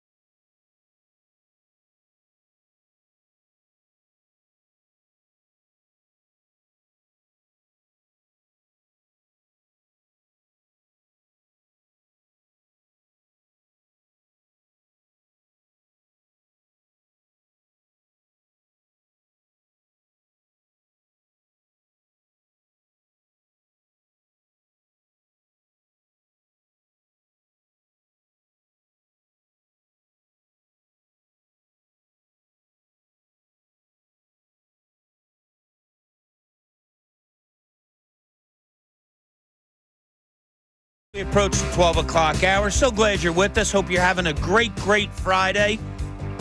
As it looks like it's going to be a beautiful weekend, right? Absolutely. Yeah, I think Saturday or Sunday might be a little bit. Just a little. But Saturday's beautiful. Sunday, I think, is going to be good. Monday, we're going to be at Penn Oaks. Great day. That's right, for the Brian Dawkins golf outing. Can't wait to get there. Going to get there bright and early. I was telling Ray today because, with my old hours, it was cool. All right, you leave a couple minutes earlier if I had to go somewhere like out to Westchester, like Penn Oaks or whatever, and still no traffic. It's just a little bit further. Well, now, Aim, and I'm not used to this because I've always been an off-hour guy. Leaving the house at 7:30, it's to get here. I usually get here around 8 o'clock or 8:15. Traffic stinks. I don't like traffic. Because when I was covering the Sixers, your nighttime, you're leaving and people are coming, you're coming, people are going, whatever. I'm just not used to this traffic thing. So I said to Ray this morning, I said, I'm going to handle this because I'm never late. I've never been late a day in my life. I just don't, I don't roll that way. I'm probably going to leave my house for Penn Oaks somewhere in like the 6:30, 7 o'clock out. Probably 6. No. Give yourself like an hour and a half to get there. That way, I'll get there way too early. You will. But you know what I'm going to do, Aim? That's right. I'll put the golf clubs in the back and maybe I'll hit some balls while we're out there. There the before range. The show. Absolutely. Okay. Yeah, so if you get a chance, we'd love to see you out there. Brian Dawkins golf outing always draws a really cool crowd. A lot of people come and hang in the parking lot. Players are nice. They'll sign some autographs and all that stuff. But we'll be there on Monday to do our show. Okay. I was brought to tears last night. I will tell you about that in a minute. I wasn't brought to tears last night. I was reminding of being brought to tears last night, and it made me text somebody that was involved in the game. However, Amy, the Phillies just passed their 1/3 mark of the season. Simple question for you. We did this yesterday, and we had 3 different answers. Who's your MVP of the Phillies right now? 1/3 of the season. Wow. If you're not on YouTube, and I don't know if YouTube caught it, Amy just had an eye roll. Like, that's a tough question. Like, a guy that didn't know sports back in the day. It was not an eye roll. It was not an eye roll. It was a eye widening because that's a tough question. Okay. Like, I knew you were going to 3 different answers we had yesterday. That's probably the correct answer, that there are 3 different people. You're probably going to give us one of those 3, I would assume, but maybe not. I'm going to go, you know what? I don't know if it's, I would assume you guys would have taken him. I'll take JT Realmuto. That was, I believe, was that Bill's yesterday? I believe that was Bill's. Yeah, he took JT Realmuto. Option, and I think I went along with him. Okay, maybe he took Alec Boehm. I said Alec Boehm. Okay. You're right. Someone I went said Alec Boehm or Realmuto, yes. So how come JT? Just the steadfastness in the role that he plays, his ability to manage both the starters and the rest of the rotation, everybody, bullpen, everybody included in that. The defense that he plays behind the plate, throwing out people when needed, and then what he's been able to do at the plate himself, the consistency with which he is operating, obviously the hit streak and all that other stuff, but he's just a guy that you can count on. I feel like he's a good option. Bryce Harper, I think, is a little bit more of an obvious choice just because as Bryce Harper goes, usually the team goes. But I think you could point to JT Realmuto and say, as he goes, so does the team go. There's actually few instances, to your point about Alec Boehm, where Alec Boehm hasn't performed at the plate and they've won. Those are very, very rare. Mm-hmm. So, but I think that what JT provides both defensively, staff management of the pitchers, starting and relievers, and his consistency at the plate, I would give him my nod right now. Can you name for me who Ray chose? It's his answer for every Phillies question that we have, pretty much, when it goes to. Should be Junior Marte, but. Well, it's not. We took him off the list. No Junior Marte? No, because he should be, yeah. Should be, yeah. I mean, he should be. Major League Baseball, Rob. Was it a pitcher? It was. Yeah. Was it Ranger? It was. Yeah. That's why I joke about Junior Marte. I had trouble giving it to a pitcher, and I still have trouble giving MVPs to guys that only go once every 5 days. Right. Valuable. Unless that they're for an entire season. Yeah, like Steve Carlton won 27 games for a team that won, 58? That's valuable. That's your most valuable player. Isn't it funny, though? You think about this. I asked the question with another question behind it. JT Realmuto, we both picked because I think our first word out of our mouth is solid. Solid. This is the best team in baseball. They have the brib still. They still are wearing the brib. Yeah. But nope. I know, I'm done with it. He He's listen to BCIB, though. He's BCIB. Yeah, listen, he is. But I find it funny that there's the best team in baseball, and we're not going after, like, a guy whose numbers are through the roof. Because right. A guy that's batting 355 or anything like that. Whereas, well, they do have a guy that's almost leading the league in runs batted in. But it is funny. Okay, last night, changing around the channel. Okay. It's going to lead to my next question. I see 76ers versus Portland Trailblazers. And I go, wow, I wonder, Bill Walton just passed. So I'll bet you it's that sporting event that made me cry. And it was June 5th, 1977, little Bobby Cooney, who's not even a little kid. I'm at my friend Glenn's house, who's still one of my best friends, my best friend of all time. I was at his house. We're watching this game. It was a Sunday afternoon. I could tell the Sixers were about to lose. I get down like 10 with about a minute to go. Without saying a word, I run to his garage. I pick up the basketball, and I go outside, and I start shooting at the basket that he has attached to his garage. Why did I do that? Because I was about to cry, and I didn't want Glenn to see me cry. Because you're so sad. I went out there and shot and tried to get myself a sweat going so when Glenn came out, he would think it was sweat, not tears. I couldn't stop crying. I was so upset that they lost that game. So what did I do last night, being the jerk that I am? I texted Doug Collins. And I said, hey, I'm watching you play in a game that made me cry as a 10-year-old kid or whatever. And we had a fun little back and forth. Did you want to text him about his silver medal, too? Just to really... Yeah, right. But there's probably so many people out there that don't even know what we're talking about. But anyway, I want to ask you out there, what's a sporting event that literally brought you to tears? I would imagine most of it was when you kid, but maybe it wasn't. Maybe it was an adult. 610-632-0975. I need to hear from you. What's an event, a sporting event that made you cry? It might not even be a Philly one. It could be an outside one. Check it out. Give us a call or text us at that number, 610-632-0975. This is Middays. Bob Cooney, 97.5 The Fanatic.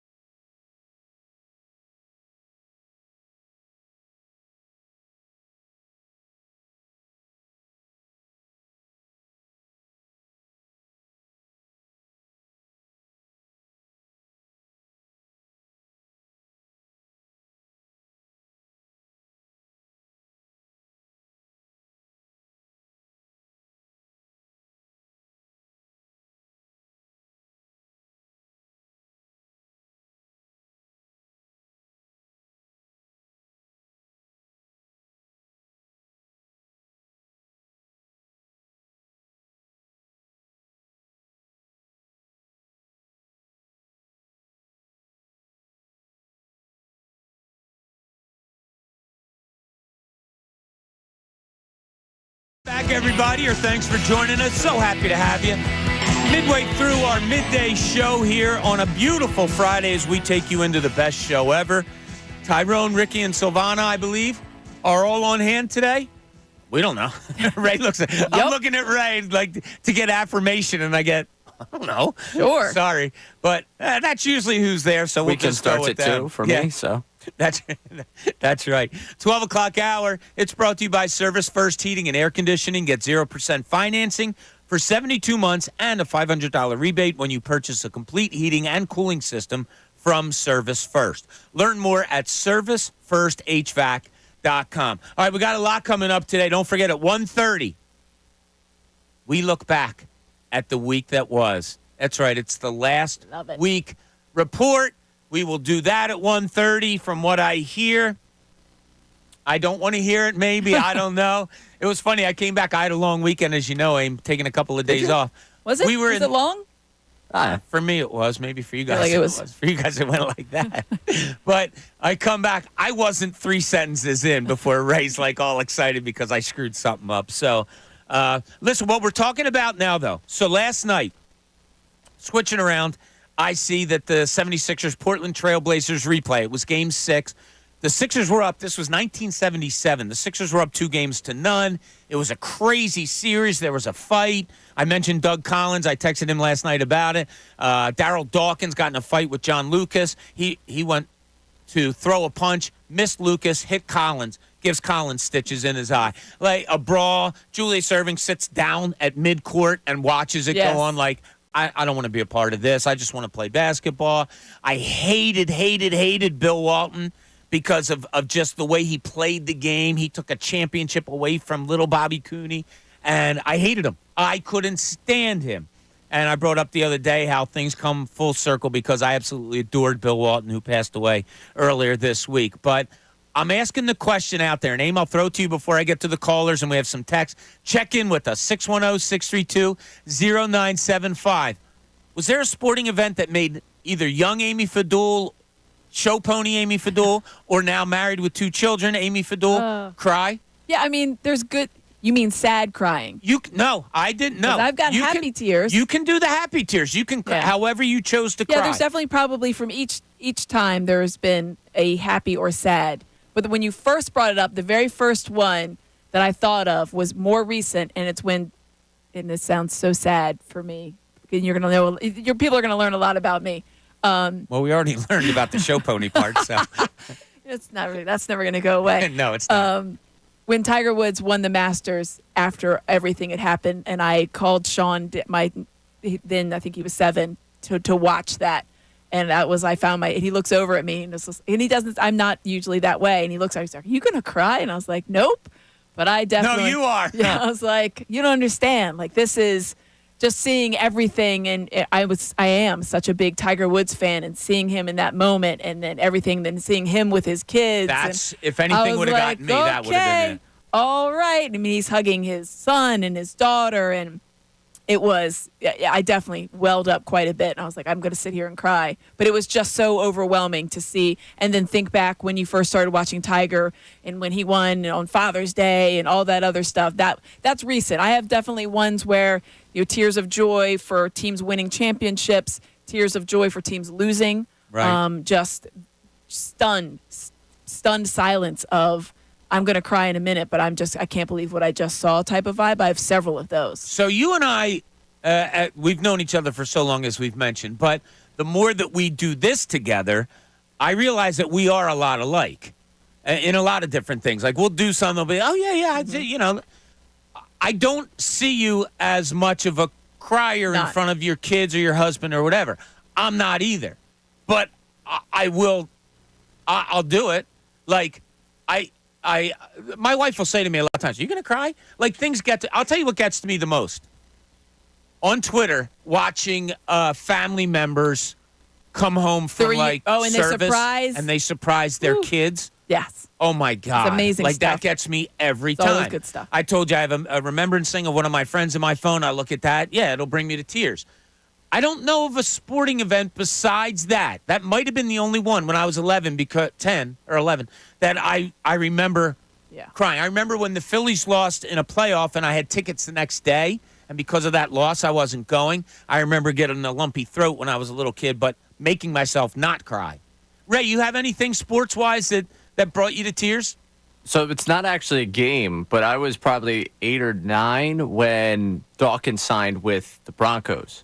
Oh, and wow. he was like sports hero, and this goes back to just the way I was raised. Like my dad, had to win the war of my fandom with my mom, who from North Jersey, Giants fan. So he had run the propaganda campaign from a young age, and all of the heroes, like bedtime stories when I was younger, were all Eagles players. Because he was going to win that. He was going to be sure to get my fandom. And it was when they were making the runs to the NFC Championship game and all those things. But Dawkins was the ultimate hero of anything that, this is who you should be. This is the ultimate, athlete that you should love. So when he left, 8, 9-year-old me was distraught. I don't know if it was popped up on the TV when we got home from something, but I do remember, seeing it on the TV, crying, and my dad being like, man, these things happen. It sucks, but, you're going to have to get used to, losing players. It's the way things happen. And he was upset, but it was one of those things of it was one of those teaching moments. This is sports, kid. It's a business. Yeah, It sucks, but get used to it. Though. Yep, that's what you have to hear sometime. All right, let's hear what you have to say. 610-632-0975. I was reminded of crying as a little kid last night from a sporting event. I never allowed it to happen again. I'll tell you a story. It almost happened once, and my dad yelled at me. But let's get to Chris in Nazareth. Chris, you're on 97.5 The Fanatic. What's going on, buddy? Hi, how you guys doing? Great. Hey, Chris. Last time the Phillies won the World Series, my grandmother taught me everything Phillies, and we kept box score together. Days I had school that I just copied off of hers, and it was just an awesome moment, and sucks that she missed it. Had she passed near that time, Chris? It was 3 years prior, yeah. So she missed it. Yeah, she missed it, and I'm telling you, she was a Phillies fan. Yeah, that's a great one, Chris. Thanks so much. There's probably going to be some family ones in here. I feel like that. I feel like you saw that at the Eagles Super Bowl parade. Yes. You talk to people, and guys, women and men would get very emotional. Sometimes I remember we talked to somebody that actually had an urn of whomever it was to them, father, brother, I'm not sure. And it's hard not to get emotional. No, yeah. When because it's a family shared thing. That's the one thing that we talk about how great Philly sports are. It's because it's, Ray talking about his dad made him a Philadelphia fan. So it's all intrinsically woven in. So your family members are part of your fandom. So when you lose one of them and there's a big moment, you're crying over them missing it because they're the ones that instilled into you, and you're the one. But if you, not if you want to get all serious, but I would think that they're happy that you get to see it, even if they don't. Yeah. Yeah, it is. There was a lot of family brought up when the Eagles. Yeah, I loved it too. Now we had a different circumstance. My wife's father died right before the Eagles won the Super Bowl, a day or two before they won the Super Bowl. So we had the whole family over our house to watch the Eagles game. I'll never forget the memory of watching my father-in-law's grandkids all together watching this monumental moment, but them not being able to rejoice in it as much. Yeah, even though he wasn't an Eagles fan. And I'm convinced that's the reason he left us, because he didn't want to watch the Eagles watch us win a Super Bowl. Jen in Philly, you're on 97.5 The Fanatic. What's going on, Jen? Hi, guys. I would say my memory with happy tears and then sad tears later also comes within family. We've been NASCAR and race car fans all of our family's lives, and my father passed away in 97, and my brother took my mother to the Daytona 500 in 98, and Dale Earnhardt won, and that is her most favorite race car driver, and in our opinion, the sport has been very different since he's been gone from it.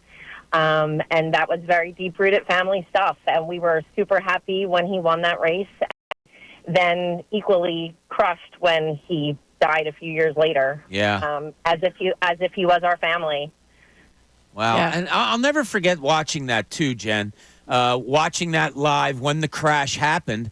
And it looked innocuous. It did. I remember them. Yeah, it was stunning. When they came out and said that he had passed, I couldn't believe it from what appeared to be such a slight crash. Oh, it did. Yeah, it led to a lot of safety things, and I know that's not. Yeah. But It is. That was a devastating to everybody that watched NASCAR. Jen, where are you It's from? unbelievable how much you love sports and how connected you feel. It was like when we lost him. I'm married now, but I was only dating the guy then, and he was like, your family's like crushed over Dale Earnhardt as if you know him. And truthfully, it felt like part of your family. Jen, where are you from? I'm right outside of Philadelphia, but we're like Abington area, Abington, Pennsylvania Valley. People don't realize how big of a NASCAR following there is here. Jen, thanks so much for the call. Really appreciate it. All you have to do is go down to Dover a little bit, or the Poconos. Well, it's funny because in an old neighborhood that I used to live, first neighborhood after I got married that we used to live in, I had a neighbor across the street that would literally be outside painting his house and listening on the radio to NASCAR. And I would be like, yo, dude, Bob, what are you doing, man? Like, that popular. And he's like, you don't understand. Then we had a neighbor move in next door. Friends of ours moved out, neighbor moved in, and he was a huge NASCAR fan and really, like, I don't want to say taught me, but explained to me how big of a following it was, like, in this area that I didn't even really know about. Rick in Easton, you're on 97.5 The Fanatic. What's up, Rick? Great topic. Oh, thank you, buddy. Thought about this for years. So, almost 50 years ago to the day, Game 1, Flyers-Bruins in the Boston Garden, and we're playing the Bruins, and Johnny Busick, who was known to be a dirty player, held Bobby Clark or Bill Barber, wasn't sure who it was, in the corner as the clock is ticking down in the third period. He kicks the puck out to Esposito, drops the puck to Bobby Orr, and they score to win Game 1. I run outside. I'm 16 years old, cried like a baby, looked up to the skies and said, God, do not let this Bruins team, who already won a Stanley Cup a few years before, beat the Flyers before the Phillies started winning their 7 rings. Right. And I'll never forget, I was so pissed and I was so upset, and I cried like a baby, and then I said to God, do not let this happen to us. And we end up winning the Stanley Cup in Game 6 in Philadelphia. And Game 2, if I'm not mistaken, Bobby Clark with an overtime goal. Yeah, overtime goal. And it was a Thursday night. I remember like it was yesterday. Swear to God. It was great. And if I could real quick, because I got cut off a couple of days ago when you had another great topic, like what venue did you always want to be in or play in or be part of? I officiate. This is my 42nd year officiating amateur wrestling. Being in Easton, it's a big wrestling area. Mm-hmm. We had a tournament in Lake Placid, and I had a chance to officiate on the same ice surface when 1980 USA team beat USSR for that semifinal game before they won the gold medal. And to be in that arena and to see the names, and you saw Brooks and you saw Ruziano and all those players, they called it Miracle on the Mats instead of Miracle on the cool. Oh, that's cool. It was a great time, and a little tear came to my eye because that was still, in my opinion, the biggest upset in all sports history. All right, Rick, real quick, what do you remember about that ice? What do I remember about the ice? I don't know. Remember how it was melting? It was melting, and behind the goal and in the corners, it would turn a blue, and a lot different than the regular. Yeah, It did get bluish. Isn't it funny how weather always seems to chase us? Chicago, the Flyers fog against Buffalo. The fog bowl, yeah. Rick, thanks so much. Appreciate the call. That's really good ones there. Fun topic that we're having here on a Friday, even though we're talking about tears. But it can be tears of joy, tears that bring back good memories, or, like me, just tears that you were so upset. Yeah, you I think the crying. sadness, there's a lot of sadness, but sometimes it comes from a good place. It's because you were so invested. Yeah. You know what I mean? Whether it's, Jen was talking about a driver that they were very invested in, or a team in our cases or a golfer that it's a good thing. Like, it's not bad to be all the way in, that it affects you emotionally. Yeah, I remember. So the story that I was playing grammar school basketball. My parents didn't drive, so they couldn't go to a lot of the games. And we had a game against a team that we had upset earlier in the year, and then we went to their place, and they just killed us. So I get home from the game. My dad's like, what happened? I'm like, I'll talk about it. And he's like, first of all, don't talk to me like that. Thank you. Second of all, if I even trace a bit of unhappiness about playing a sport from you, you'll never play sports again. Like, I'll never forget it. Wow. I had to turn my back to him in the kitchen because I was so, upset. But I was upset that we lost, and I think he thought I was about to cry. I wasn't about to cry, but it was a lesson. Like, you don't cry over playing sports. Yes, playing like being the playing emphasis sport. word. Now maybe after my senior year of high school when we lost in the tournament, maybe there was a tear shed. But what are you going to do? Calvin in Philly, you're on 97.5 The Fanatic. What's up, Calvin? Hey, how's it going? Good. How you doing, buddy? I'm well. My moment was not so much of a sports moment. It was 1983. It was pretty much about a actual football player who played for the Kansas City Chiefs, Joe Delaney, if you remember. Yeah. And I was not a big cry about anything. I didn't cry too much about anything. But this particular situation was that when he was playing for the Kansas City Chiefs, he observed 3 kids drowning. And he didn't even know how to swim, and he jumped into try to save him and wind up drowning. And that was one time that I actually cried when I heard the story, and then also hear the accounts of his teammates talking about what kind of guy he was. So that was my moment that I can remember. That is incredible. such a chilling moment and shows what a good human you are, Calvin, and that someone that you didn't even know, you appreciated so much what they tried to do that it brought you to tears. Yeah. Calvin, thanks so much. Appreciate it, buddy. Hope you have a great day. Yeah, there's a lot of things out there that you can think of that really, get emotional. Yeah. That's deep. I mean, loss of life. I told this story before. I was I think 19 when Pelle Lindbergh crashed his vehicle and died as a member of the Flyers. And I remember driving past that site that next day because I had basketball practice down around there, and I, went out of my way to go by, and what a crushing time that was. Matt in Collegeville, you're on 97.5 The Fanatic. What's going on, Matt? Hi, how are you? Good. How you doing? I think my topic might be a niche audience, but St. Joe's 2014 UConn NCAA tournament loss, not just because how they lost, but Nova was waiting in that next game. Would have been a Holy War NCAA tournament. Oh, yes. Wait a second. And 2014. UConn. The crazy part. You don't remember this? I don't. I'm trying to remind. Sorry, Matt. I'm trying to remind Bob of this. It was 2014, and UConn took, or St. Joe's took UConn. Was it overtime? It was a close game down to the wire. They were out west, and it would have been a Holy War. Yes. And I everybody do thought and St. Joe's was talented that year. Yeah, and Matt, the reason I was hesitating is because I was going back You were going to 04. 04, yeah. So yeah, I was too young for that, but that would be mine if I was. That was That's a good disappointing one. because that was That is a good one. Thanks, Matt. That was the only tough game that UConn had, I think, that entire tournament.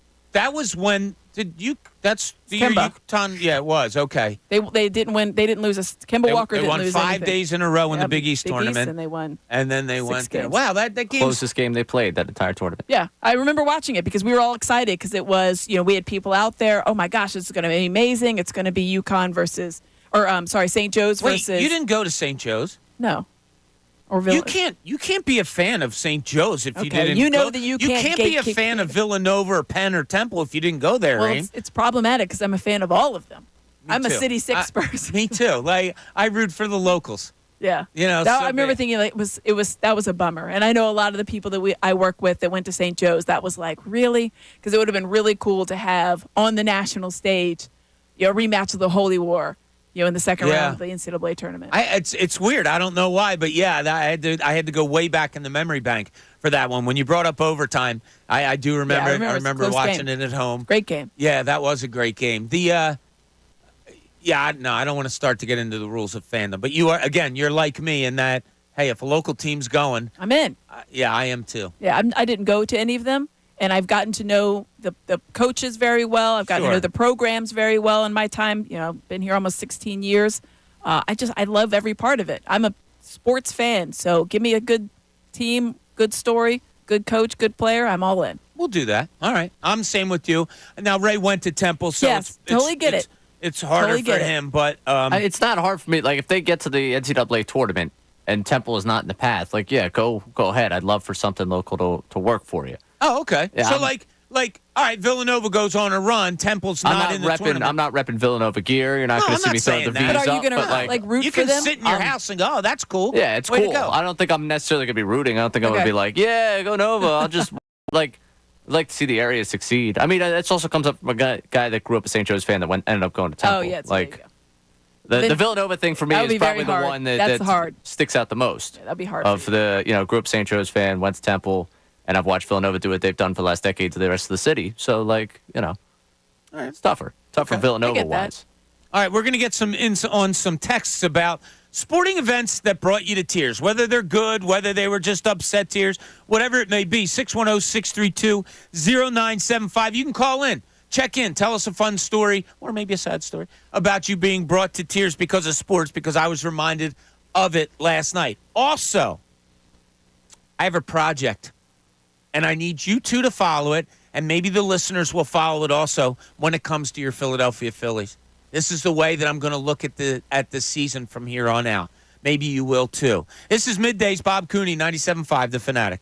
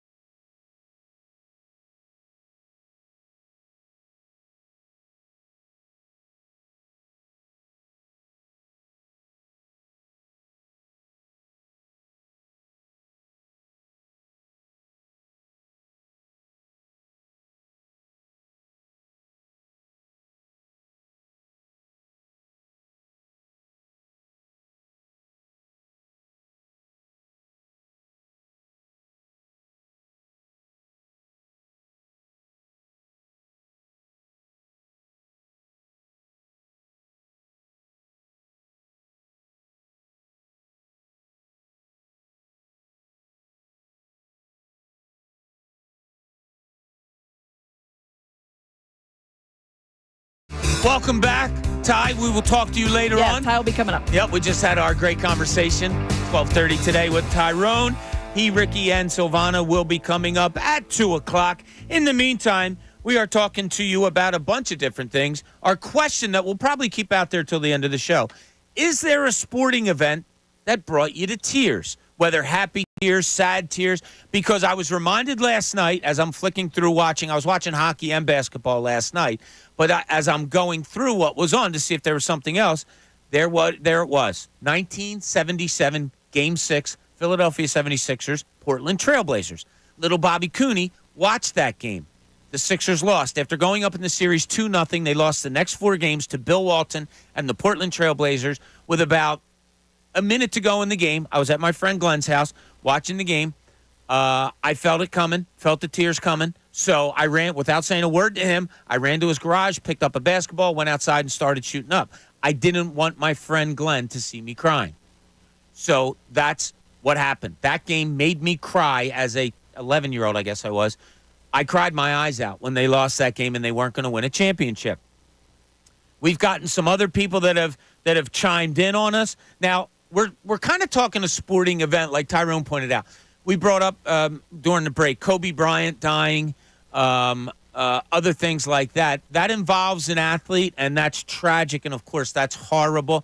We're kind of looking, and Tyrone kind of pointed out, we're kind of looking more towards a game or whatever. You know what I mean? Like a game that brought you an event, a sporting event that brought you to tears, like the one in 1977 brought me. Now, our friend Mike Scanlon, who tweets us quite often, talked about the Kobe Bryant thing.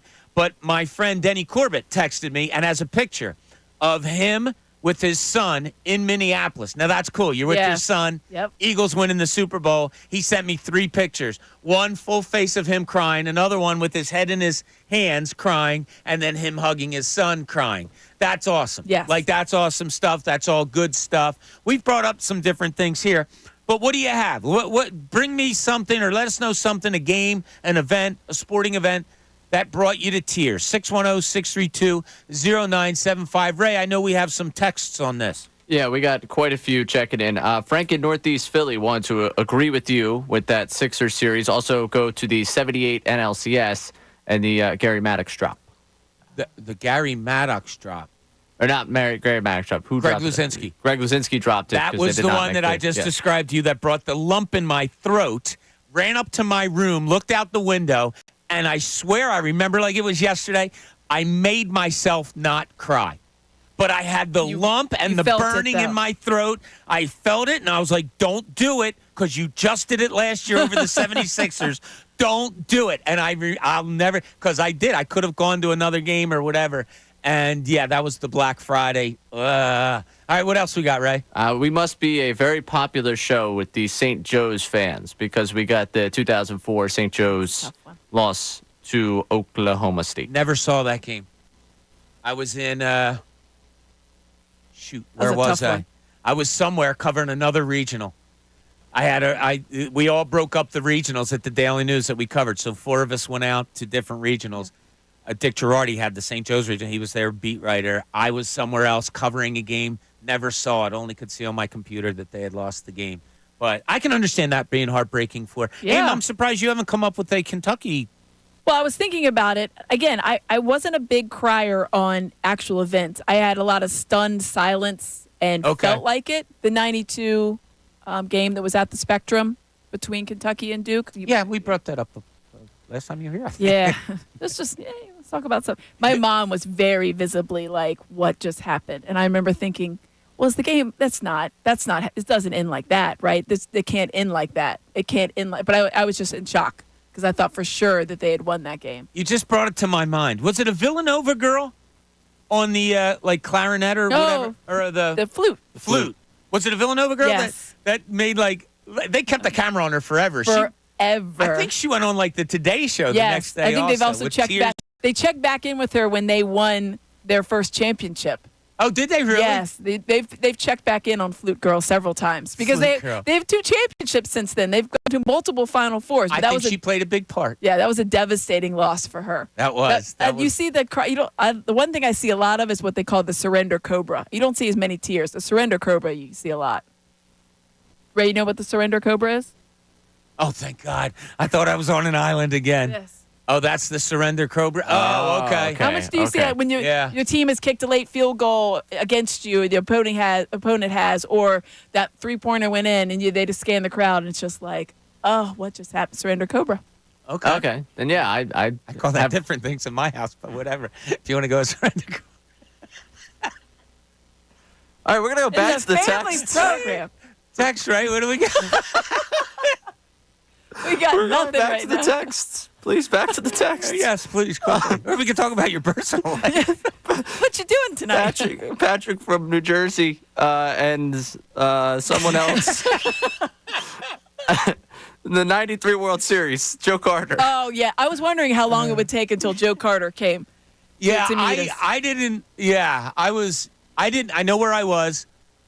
I was more upset with the managerial decision than I was that Joe Carter hit the home run. We've lost Ray. You know, there's an employee of this station that believes if he had been in that game, it would have gone differently. Could have been Connor Thomas? Yeah. Oh, well, oh God, Connor would have pitched a no-hitter. Are you kidding? And hit the home run to win the game.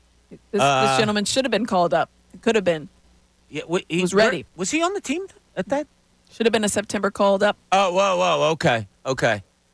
He was a 96 All-Star, this gentleman. Yes, he was. Ricky Patalico certainly was. All right, before we get to some more text, let me get to Frank in Northeast Philly because we have to get some back to normalcy here.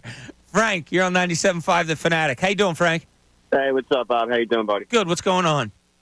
I was actually telling your producer, this actually happened to me like about a week or two ago. I'm a huge Premier League fan and big Liverpool fan. Oh, and, yes. This was probably like, I mean, I'm telling you, like I grew up Philly, like 4 for 4, like love every team in this city, but no like manager of any team like in this city has like Liverpool's manager just retired or, stepped away from the game. And I mean, honestly, the amount of great memories that dude has given anybody who's a Liverpool fan over the last 9 years, because they were like middle of the pack, downtrodden for a while, and he brought them back to like some glory. It was, he was just like a real dude, you know what I mean? It wasn't coaches speak when he was talking in interviews and stuff like that. So, I mean, I guess you had the experience to understand, the impact that this dude had. But I mean, like, his last game was like 2 weeks ago. I mean, my 11-year-old son was in tears watching the game, That's cool. And Frank, how did you, let me ask you real quick, Philly 4 for 4 and all. Yeah. How did you become a soccer fan? Just watching? With you, when I was married, soccer starts at like 7 o'clock in the morning, so it was a lot easier to sit on the couch and watch sports from like 7 and have it be over by about 2 in the afternoon than to, start my like afternoon on the couch at 3 in the afternoon and try to watch college football all day when I got 2 young kids at the time. So I love it. Just good. And then I just latched onto a team, and you know what I mean. It does suck you in. It definitely does. Yeah. Frank, thanks so much. That's a great story.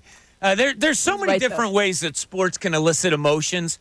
Obviously it's either real good happiness or ticked off. Like I was texting with a friend last night, whose team lost. I'll just say. So it was either the Minnesota Timberwolves or the New York Rangers. Right. And it wasn't like, I can't believe they were. No, it was capital letters. I hate sports. I can't stand this team. And this is a grown man. Wow. And it's, I haven't been there since I was like 17 years old. The story that I told you. I can't go to the I hate sports part of it because your team loses. Now wait, young Ray is over there shaking his head. I can't tell if you're still laughing for something that happened. No, I don't want to think about that ever again. I'll be honest. Okay, so what we're talking about right now. I mean, in the moment, I've gotten to wow, I hate this. This is dumb. And then within like 5 minutes, I'm like, all right, whatever. It's not that I'm over the loss, but I remind myself that I love sports, and I'll be, I'll get up just as upset at some point again about this. But no, I understand the I hate sports in the moment.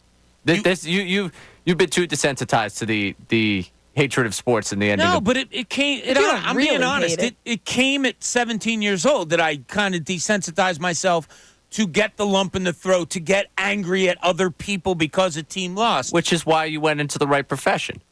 I think I got, as Amy says about my life often, I got lucky.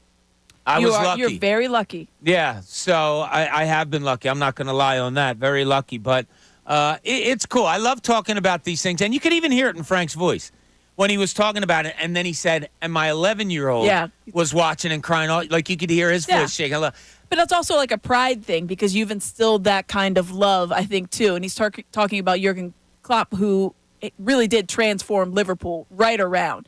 In a top of the table Premier League type of team where they had been in the middling, it would be as if the Sixers, after going 7-8 all those times in the seeding, when they got to be top and take them to the top and sharing that love, I think is one thing that we're hearing from a lot of people. It's my family did this, we did this. Your buddy texting with in an embrace with his son, like it's a lot of that I think comes from the emotion because you're sharing it with somebody. I remember. And it'll be so much different. Amy and I can speak to this, and a lot of you out there probably too. Then you watch sports through your kids' eyes. That's different. And I have a good story on that. The year that the Eagles played the Saints when Jeff Garcia was quarterbacking because of injury. Do you remember this playoff game? For one of the first plays of the game, Sheldon Brown, I think, made an unbelievable hit on Reggie Bush. And it was one of those games, great game. So we had a party at our house, right? So all of my kids, Bobby, the oldest, on down, they're all dressed in their Eagles gear. They have face paint. We still have pictures. It was really cool. Game gets done. Eagles lose that game. The kids, they're having fun. They're doing whatever. Kyle, my third kid, turns to me, who at the time was 7, 8-ish, something like that. And he goes, and I can see he's about to, he's welling up a little bit or frustrated. And I'm like, I look at him, and I said, you all right? And he's like, we're never going to win a Super Bowl. And I looked at him. My first thought wasn't, oh, give me a hug. No, my first thought was, who the hell are you? This is how bad of a father I am. I'm like, years old. I've never seen a Super Bowl. Who the hell are you to say anything at 7 or 8 years old? Yeah, but it's part of the emotion that sports brings. So it's something we're talking about. All right, when we get back, you have to look at the Phillies season differently. And I'm going to give you the way to do it. Also, if you do still want to chime in on something that made you cry in sports, we're all here for you. 610-632-0975. This is Middays, 97.5, The Fanatic.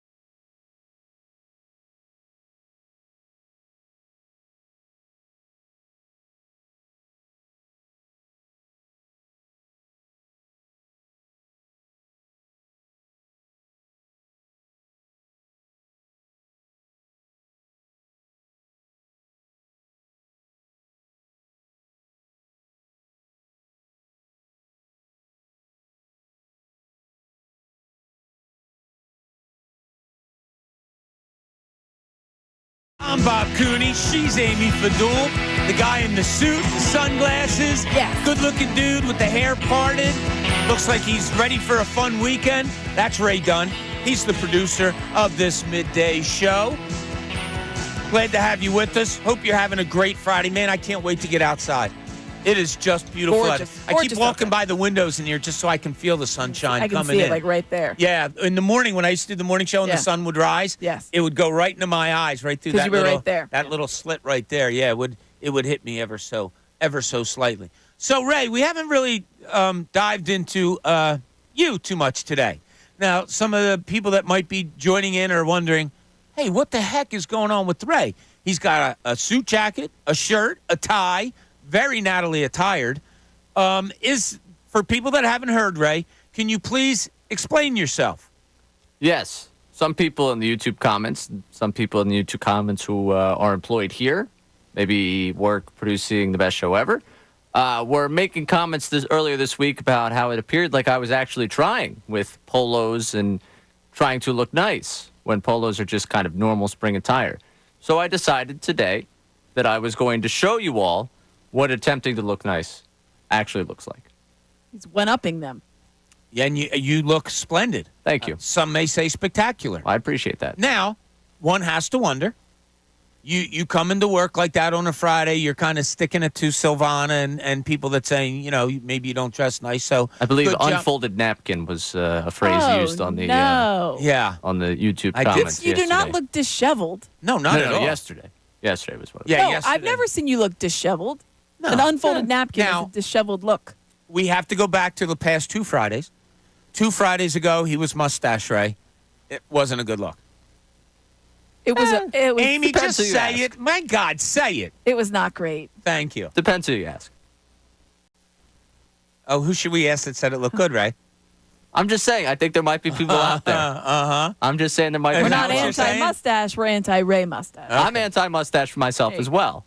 Oh, but somebody was, or some people were. I'm just saying there might be people out there that you could engage that conversation very with. quiet. What else are you engaging? Minority. Okay, so you got that 2 weeks ago. Now, last week, he had a lot going on. I wasn't here on Friday. It was the hat and the shirt. He had, would you have a sunflower shirt on or something? Or I was like just a more Hawaiian palm tree. Yeah, trees. A lot of trees going. And then the hat had like a Hawaiian very floral vibe. They said Duns and Roses was the phrase used. Okay. What you were just dressed normally last Friday, Yes. I guess? I didn't tune in onto the YouTube page. I was just listening. Yeah. Mm-hmm. Sure.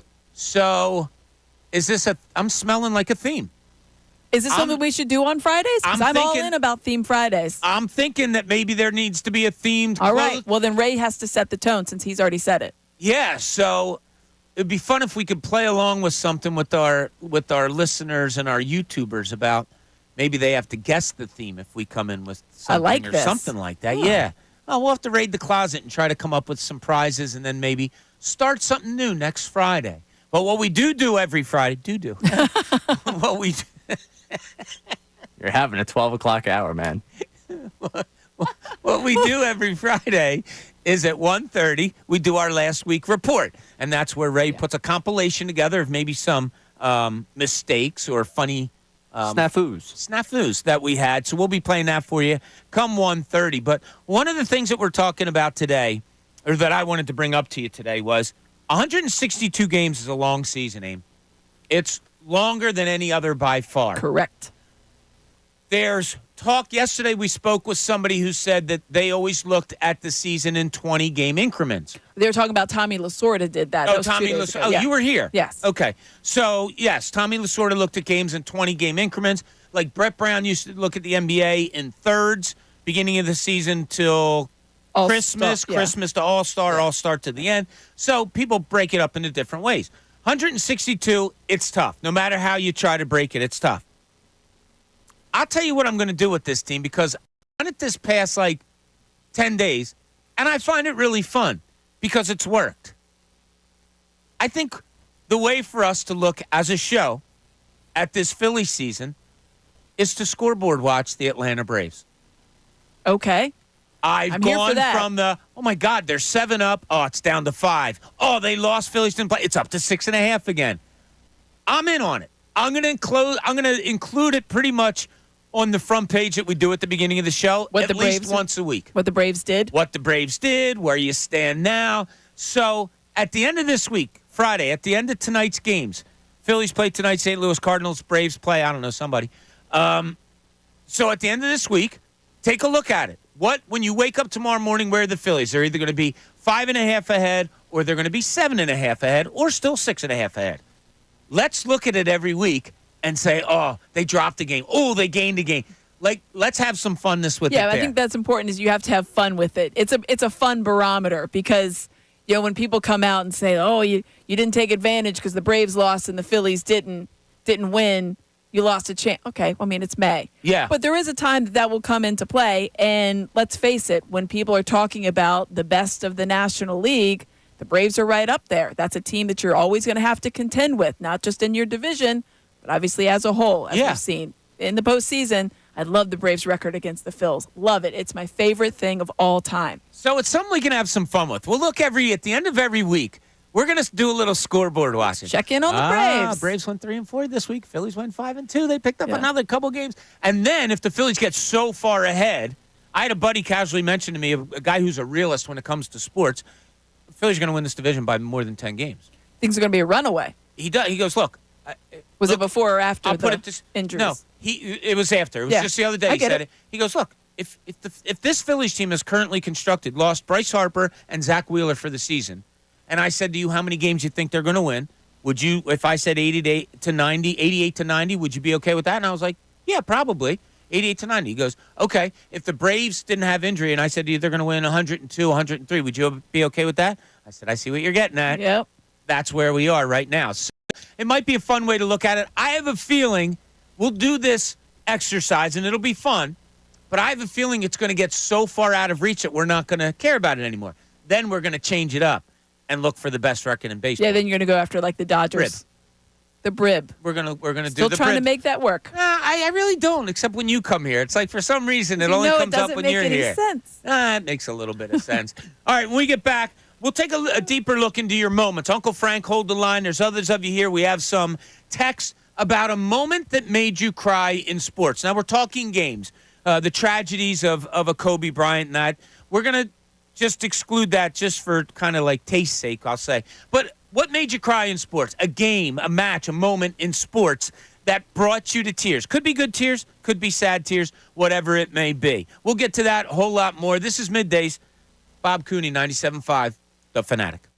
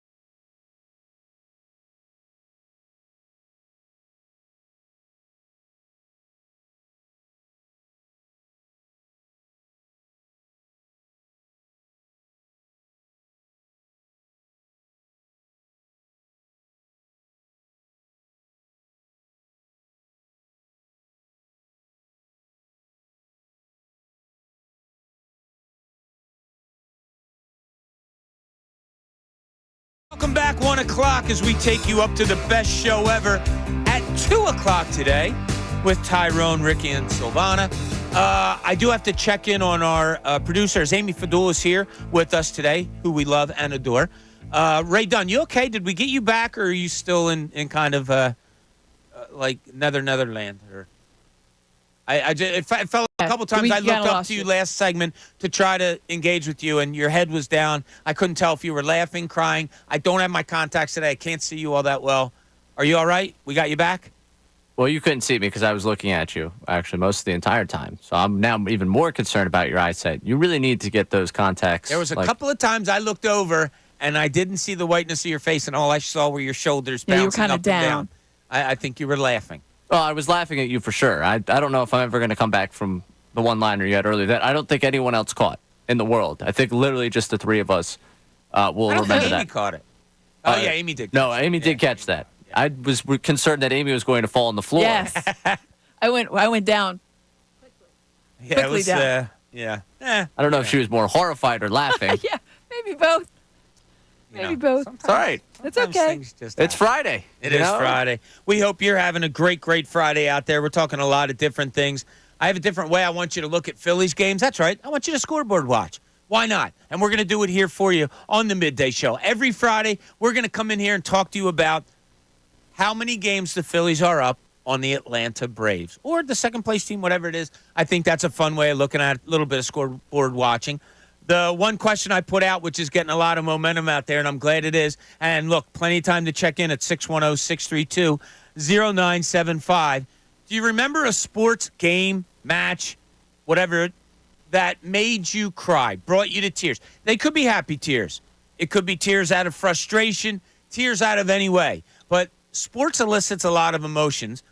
The reason I bring this up, I'll say once again, last night there was a replay of a game from when I was a little kid, Sixers, Portland Trailblazers, that made me cry like a baby when I was 11 years old.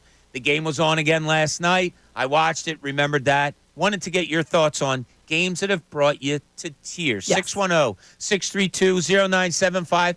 Uncle Frank has brought us to tears sometimes for other reasons, but we'll see what moment brought him to tears. Frank, you're on 97.5 The Fanatic. How are you today, buddy?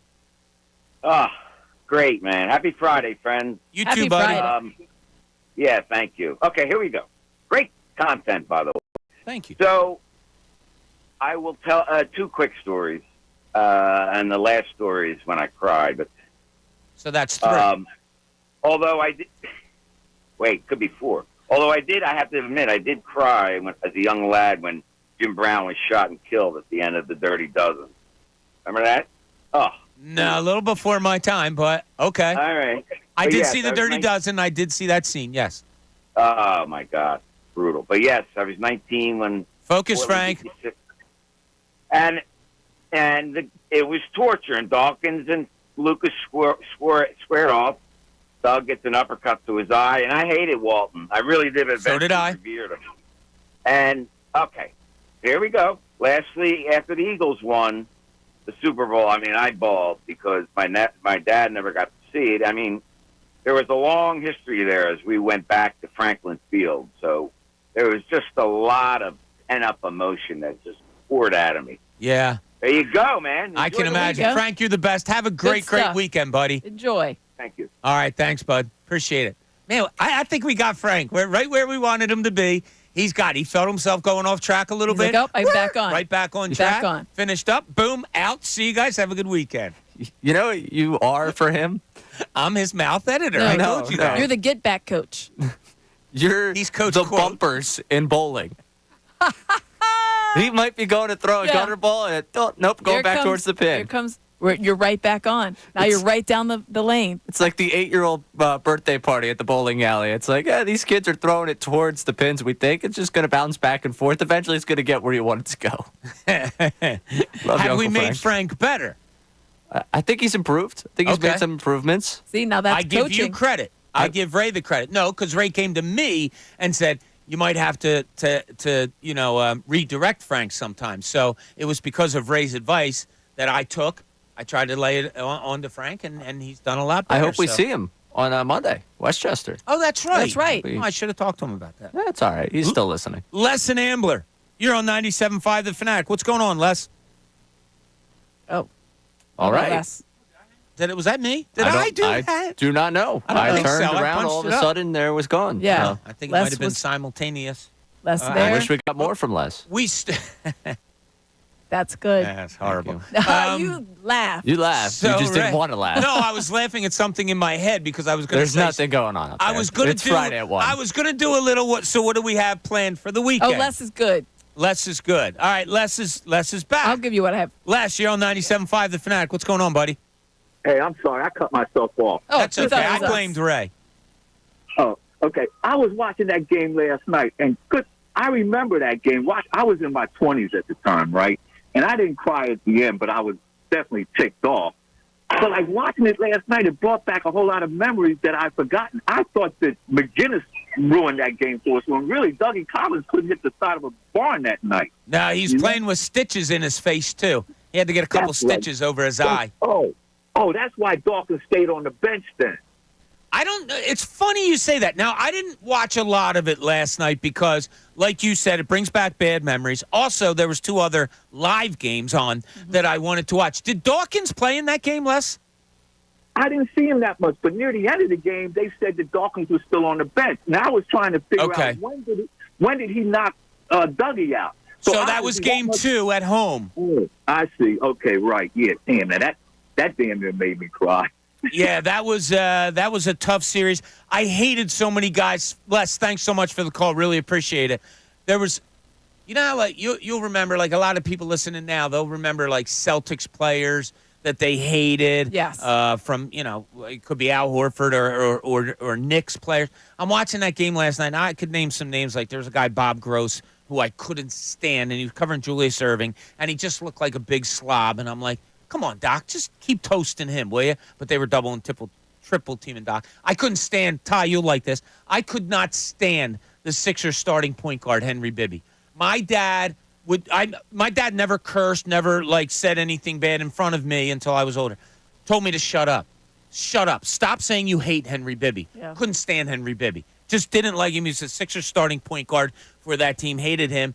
The Trailblazers had this tiny little point guard, Dave Twardzik. Oh, every time I heard his name, I wanted to jump through the TV and just kick him. There's a lot of guys like that, though. There is, right? Like it had through the years. like a visceral reaction, too. You're just like, Danny Ainge. Gross. Like Danny well, that Ainge for the continued with Celtics. a lot of things. Yeah. It's not just basketball, though. You just have a visceral reaction. Yeah, there is. Right? It's like, yeah. ugh, Well, that Casey, nothing. you weren't here yesterday. So Casey from our sister station. Yes, love Casey. Yeah. He came down. We were on break, and he comes in the window, and he has a hand behind his back and on. And you never know what's going on. I was here for this. Oh, this was 2 days ago. I thought it was yesterday. I'm sorry. I thought he gave it to me. It's too late. We already have too many things for the 1:30 segment. We're not getting that. Where? Speaking of where is it? You're talking about the photo of Pete Rose, Charlie No, Russell. it was something different. I'm not telling you. No, it was not because I was here for it. I'm not telling you. Uncle Frank will be there on Monday. Good. Maybe he can take my place. Ray, we have some Glad to hear it, texts Uncle on the sporting events that made people cry. Yeah, so we got. Take it until 1:21. Take your time. We have 2 moments from Sixers Raptors history. One, very obvious. Quadruple doink. Saying that people cried sad tears for that one. We had someone, Jason from Fishtown, check in saying that cried happy tears when Embiid hit the game-winning 3 to go up 3-0 in the first round against the Raptors the other year. Or not last year, the year before. Or maybe 2 years now. We're in 2024.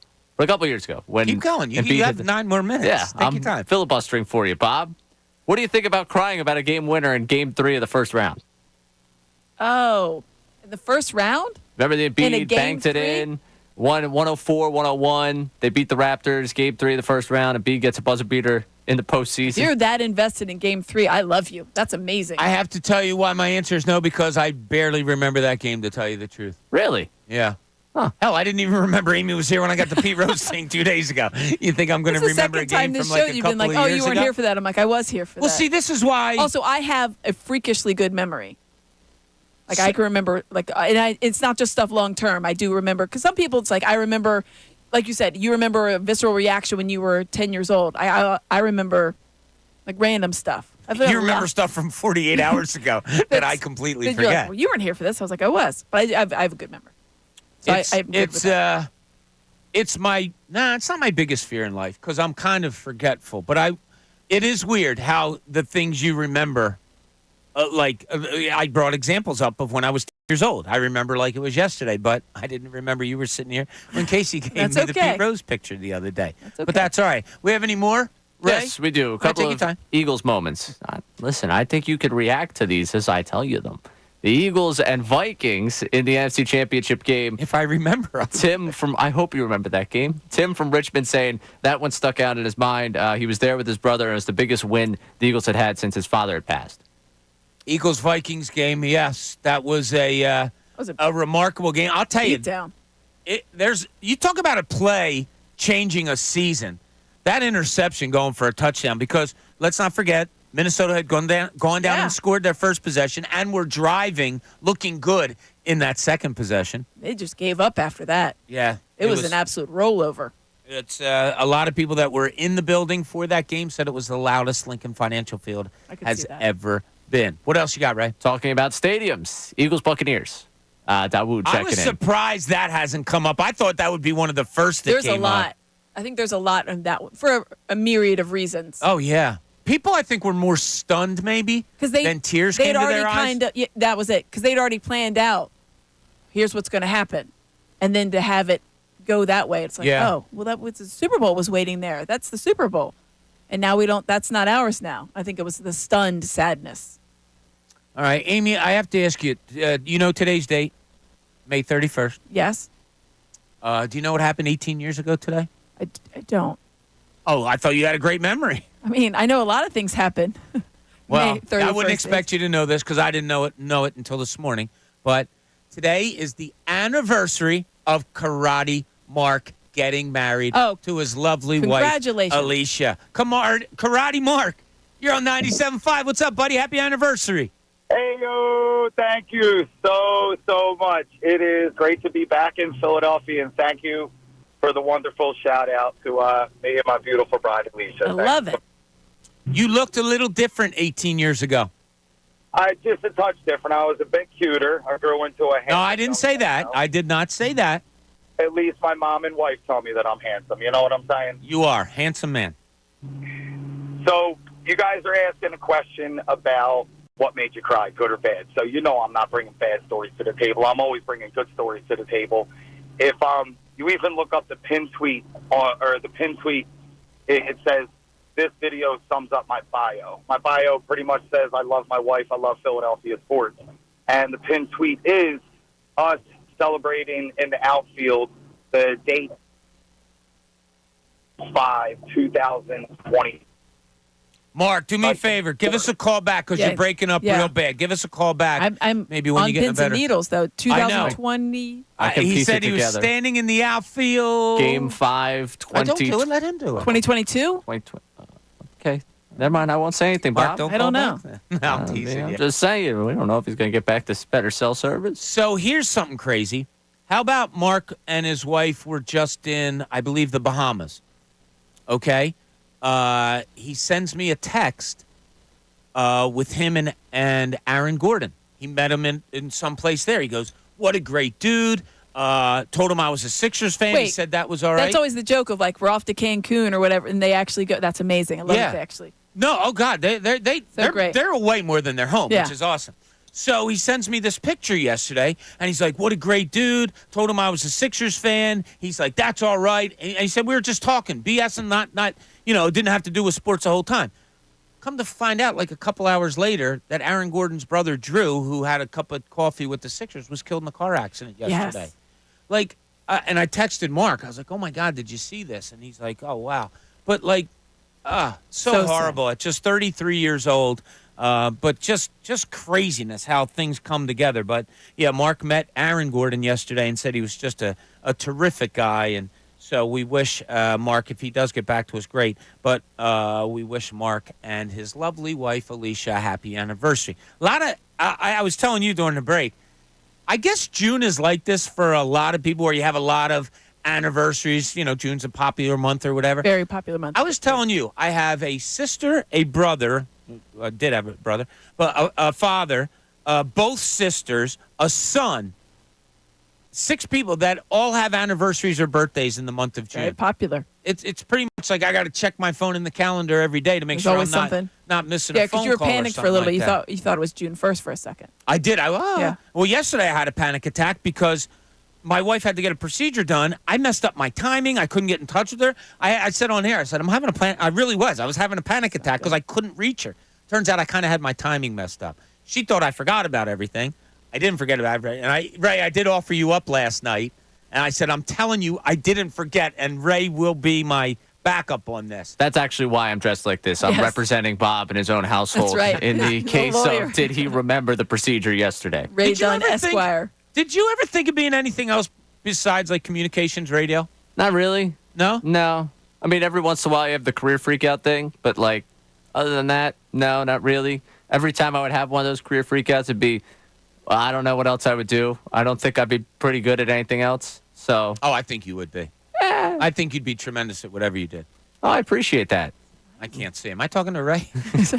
Aim, what about you? Did you have anything that you ever... I've told the story. I've told the story when I've gone and spoken at Temple and other... Rowan. I've spoken at a lot of places. I had an assignment when I was 11 years old, and I came home, and I did not like homework, and my mom was like, all right, what's your assignment? I said, I have to find what I have to do, and you couldn't just like write like a one-page story. You had to interview somebody that does what you wanted to do and then find out what it took. School was tough at 11 in Virginia. It was. And so I got the encyclopedia. My mom was like, you're the youngest of 5. You love arguing, and you're never wrong. Have you thought about being a lawyer? And I said, that means you have to go to 3 years of law school after 4 years of college? No, thanks. So was your mom, before you get back to that story, was your mom being facetious when she said you're never wrong? No, she was serious. Oh, like you're that... You... No, she meant that she knew that I argued until I was blue in the face. Even if there was any kind of evidence proving my wrongness, I would just go down with that sinking ship. I would, a person with an argument, I would latch on to it. Youngest of 5. I have a son like that. But no, and she said, they pay people to talk about sports. My mom is the biggest sports fan in our family. And I said, yeah, of course I know that. She and I watch sports all the time, read the sports page every morning. But not a lot of women did that or were doing that at the time. Maybe a couple, you'd have like a Michelle Tafoya, right. Robin Roberts, Leslie Visser, a couple. And she said, yes, so? And I was like, oh, yeah, sign me up. So she called for me. She called the local television station. I went down and interviewed the local sports anchor. Cool. And I was sold. As soon as I found his office and he got into work at 3:00 and he left at midnight and he watched television, he had bobbleheads. I'm like, this is the greatest.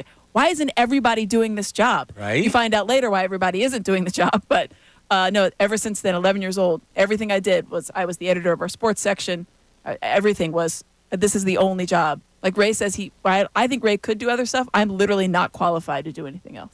I think Ray would be You'll grow to know that I'm not qualified to do anything else. I think you'd be either. a good teacher, Ray.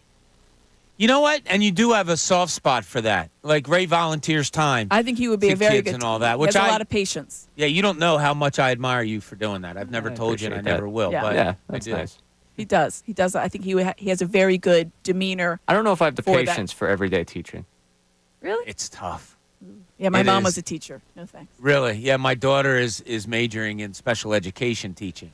And Wow. and having a son with special needs, like it's the stories. I mean, we got together with we did a walk for autism last week, and we got together with a teacher that my son had when he was a little kid. Now he's 27 years old now, and we were just telling stories about like I would go to pick him up, and back then autism wasn't really known. 27 years ago, you're just learning about it. No, they only had, and the reason we moved to where we live, there was it's called the CDC Center. But it was so small, and there was kids just busting at the seams, and we were laughing that I would walk in literally and be like grabbing kids from either escaping a teacher or trying to get into a bathroom. Yeah, of course. Or, just, and like, she's like, Mr. Cooney, I remember you like grabbing a kid and saying, like, they're saying they have to go to the bathroom. We had nobody else to take them. And they're like, you had to take a stranger in and be like, all right, can they help themselves or do I have to do it? But it is a profession that is made, like, I say this often, but to watch people do a profession that they were made to do, to me, falls under the category mostly of teachers and people in the healthcare profession. And they are special people, and obviously we are so happy that you do what you do and appreciative of that. Okay, when we get back, we're going to do what we do, although you're not appreciative of it an awful lot. Sure you are. And that's going to take a look at last week's report. It'll be fun for some of you, probably not for me, but we will take a look at that, and we'll close out the show a little bit more when we get back. This is Middays, Bob Cooney, 97.5, The Fanatic.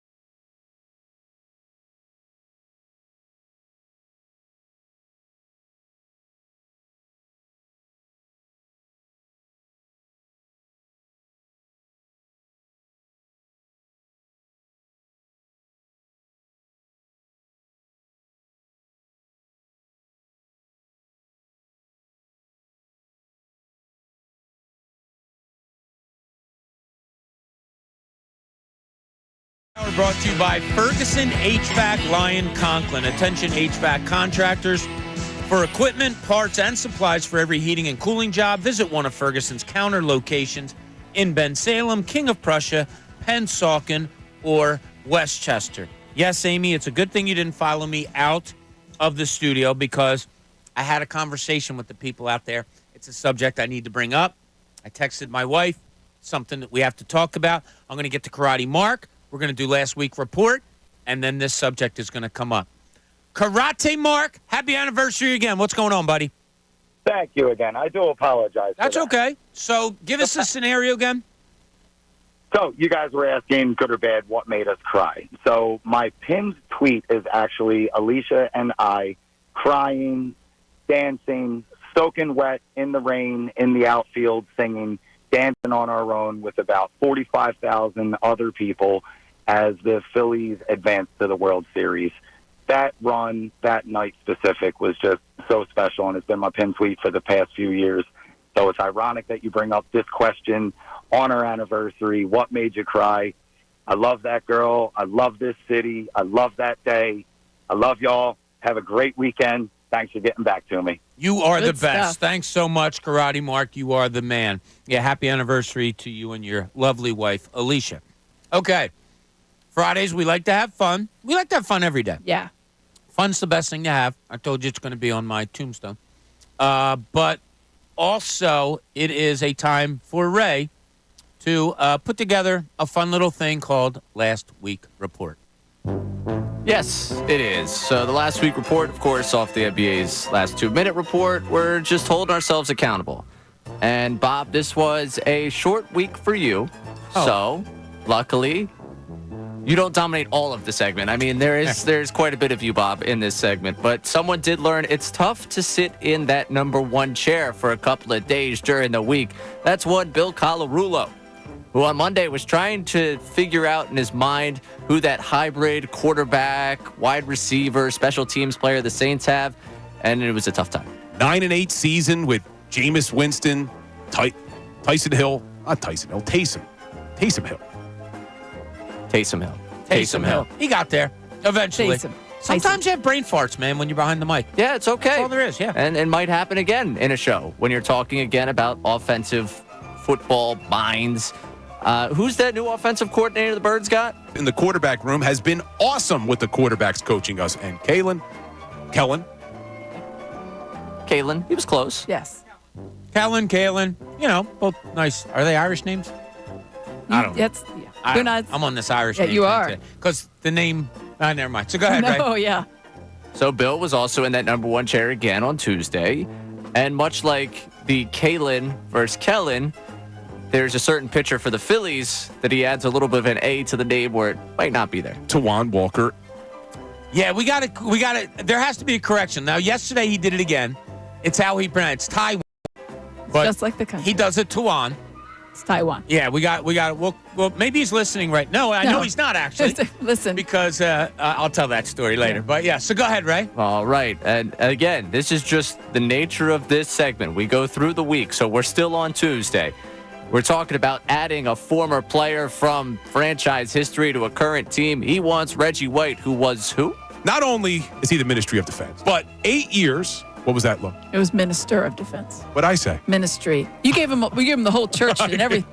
I thought Amy bailed him so well on that. I was listening live when he said that. I thought you were awesome there. I give you props. Thank you. You're welcome. I wanted to because say we know Ray's not going to ever put you on this segment. So go ahead, Ray. What more do we have? Okay. I've been on this segment. When we get to Wednesday, I think you should maybe slow your roll here. You're getting a little chesty here about her not being on there. She'll be on this at some point. All right. But Bill also had to make one more mistake before he was out of the one chair. Eagles we would bring back. I said Reggie White. Amy said Brian Dawkins.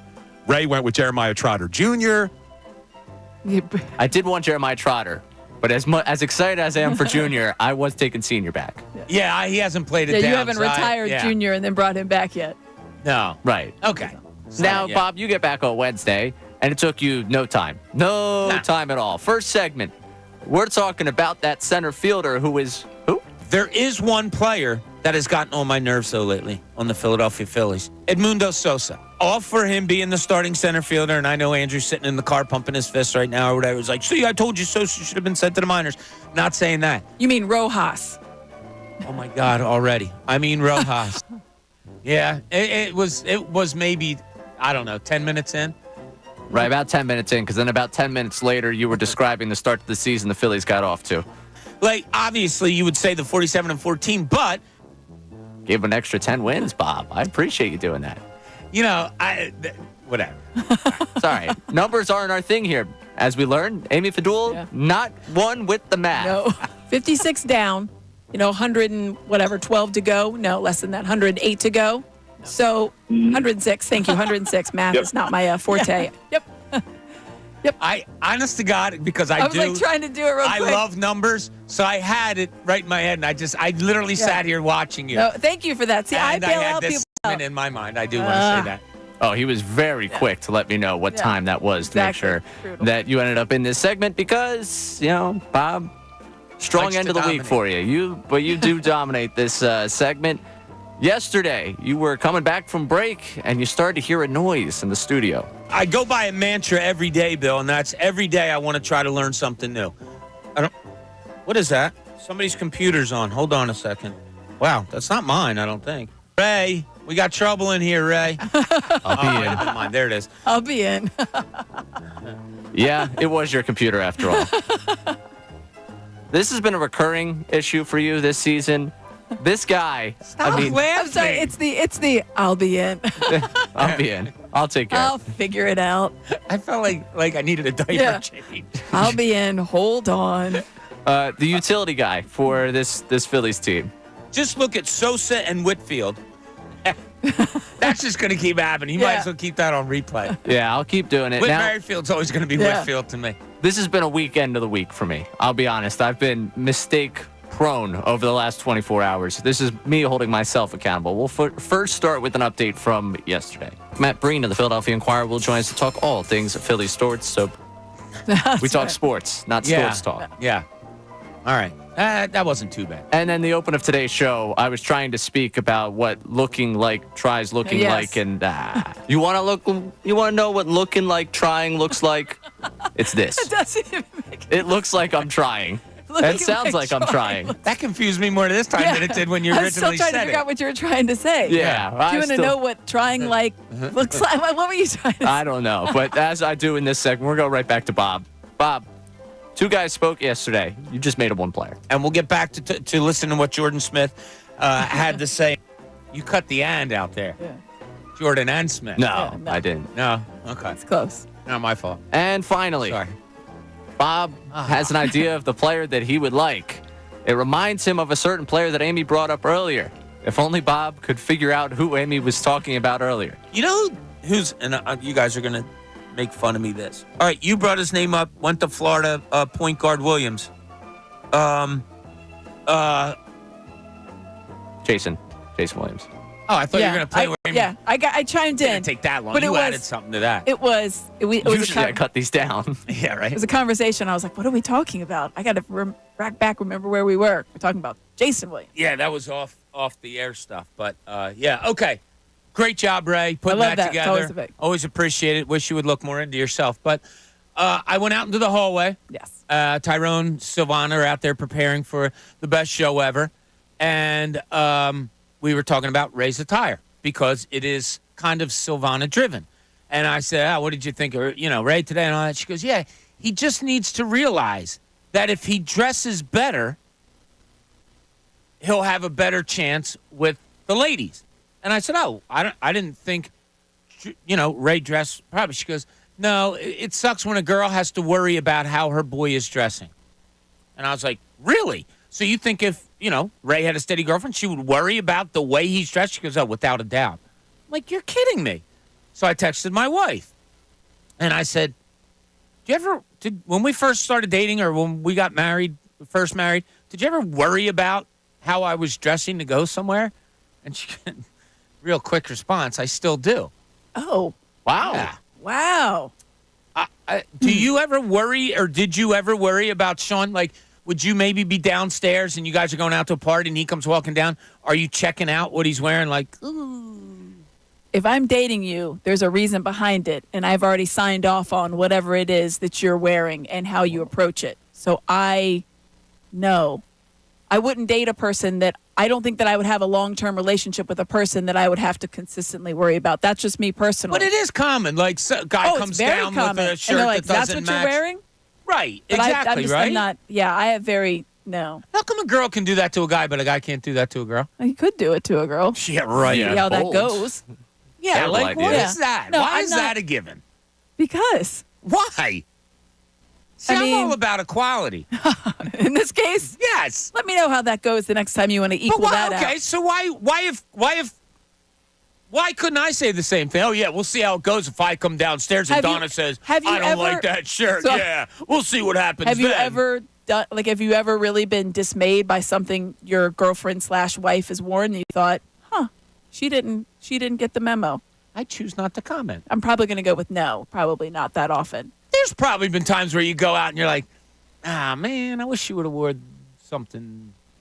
Oh, boy. Maybe not. This is definitely a hill I would not climb. No, I'm not talking about me. I'm saying a person, a guy, or something. I'm sure there's Maybe been a like time a possessive where a and you guy don't, has I don't want said, you wearing something "Ooh, kind I of wish." slinky, like really like, I don't know. I don't know. I've never had a relationship where I had to worry about that because I already knew what I was getting into and I was probably already fine with what they would wear. I'm hearing you gave in. No, I'm hearing that they were already well trained by the time I got them. And I left ones well trained.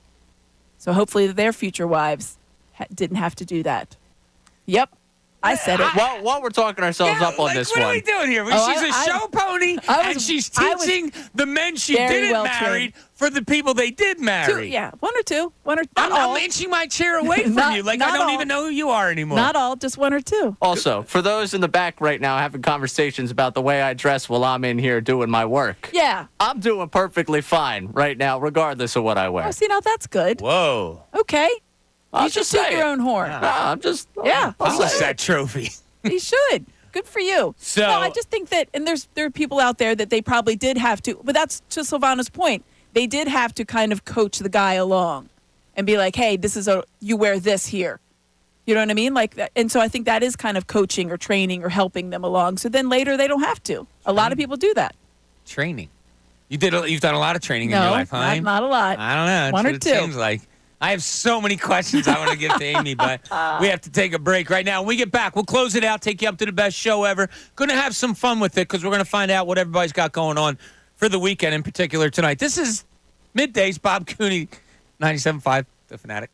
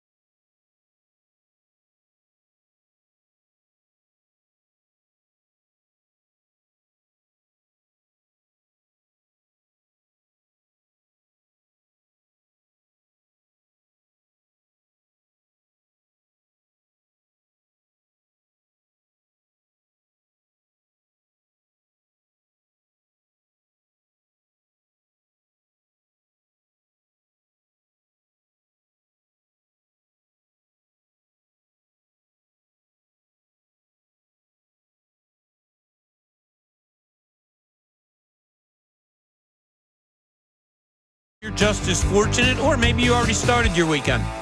Saw a lot of people driving down to the shore last night as I was coming back up Route 42, the popular drive to the expressway, and man, it was packed going down towards the shore. So if you're down there, hope you're having fun. Hope you're finishing up your workday, or maybe didn't even have one. But big meeting of the minds just now, Aim, in the producer's studio. Now, a lot of the talk today, and we really haven't gotten, real deep into it, but we are going to now. Ray, for those of you on YouTube, and maybe those of you on Twitter, X, whatever you want to call it, he is very dressed up today. Suit, jacket, suited tie. and booted. Yeah, he's ready to boot it. Did you? So Silvana is the I would say she's the engine behind all this. A catalyst. Yeah. So it was her commentary that decided to say, you know what? Fine. If you really, wow, he's dressing so nice. I'll actually dress nice. So he came in. So you came in with the shirt. Now Silvana just came into your studio. I poked my head in for a second, but the conversation was so ongoing. What's going on here? Is there beef?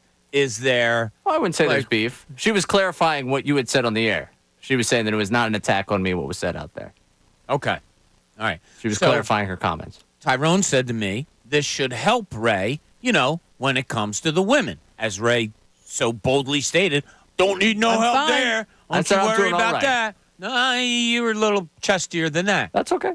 So, what is going on in your love life? Anything special? Nothing big, man. Just, living out there, having myself a time. Yeah, I'm good. No further questioning, Your Honor. There you go. There's the lawyer. Now we'll let you go. But you look spectacular today. I love a guy that feel good. 24 years old. Like, we have a job where we can be casual.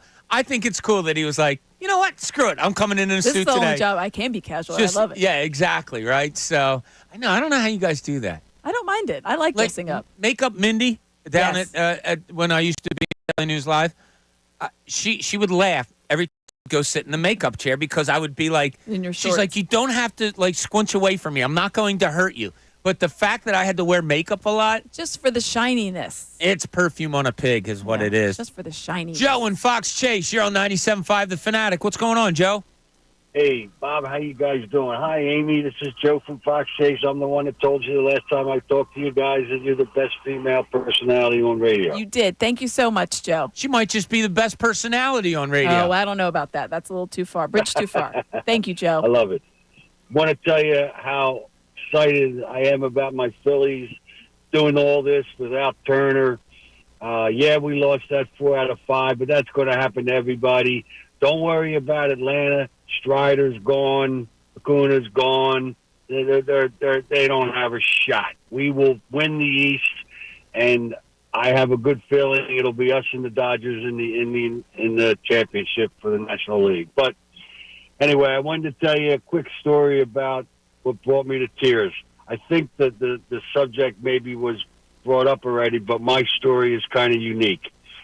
I had a business trip on this given day, late afternoon flight. I had to fly to Las Vegas, and it's the World Series game, Toronto, and I'm get off the plane. I jump in my rent-a-car. I'm racing down the strip to get to my hotel. I cannot find the damn game on the radio. I'm going batshit crazy, and then. Sorry, Joe. We can't have cursing on the air. Sorry, buddy. So had to get rid of it. Anyway, hope everybody has a great weekend. Amy, thank you so much for being here. Can't wait to see you again. Monday, we'll be at the Brian Dawkins Golf Outing. Penn Oaks, if you get a chance, come on out in Westchester. Ray, can't wait to see you out there. Have fun tonight. Be careful. Make the right decisions, Ray. That's all we're asking you to do. Everybody have a great weekend. Stay tuned for the best show ever.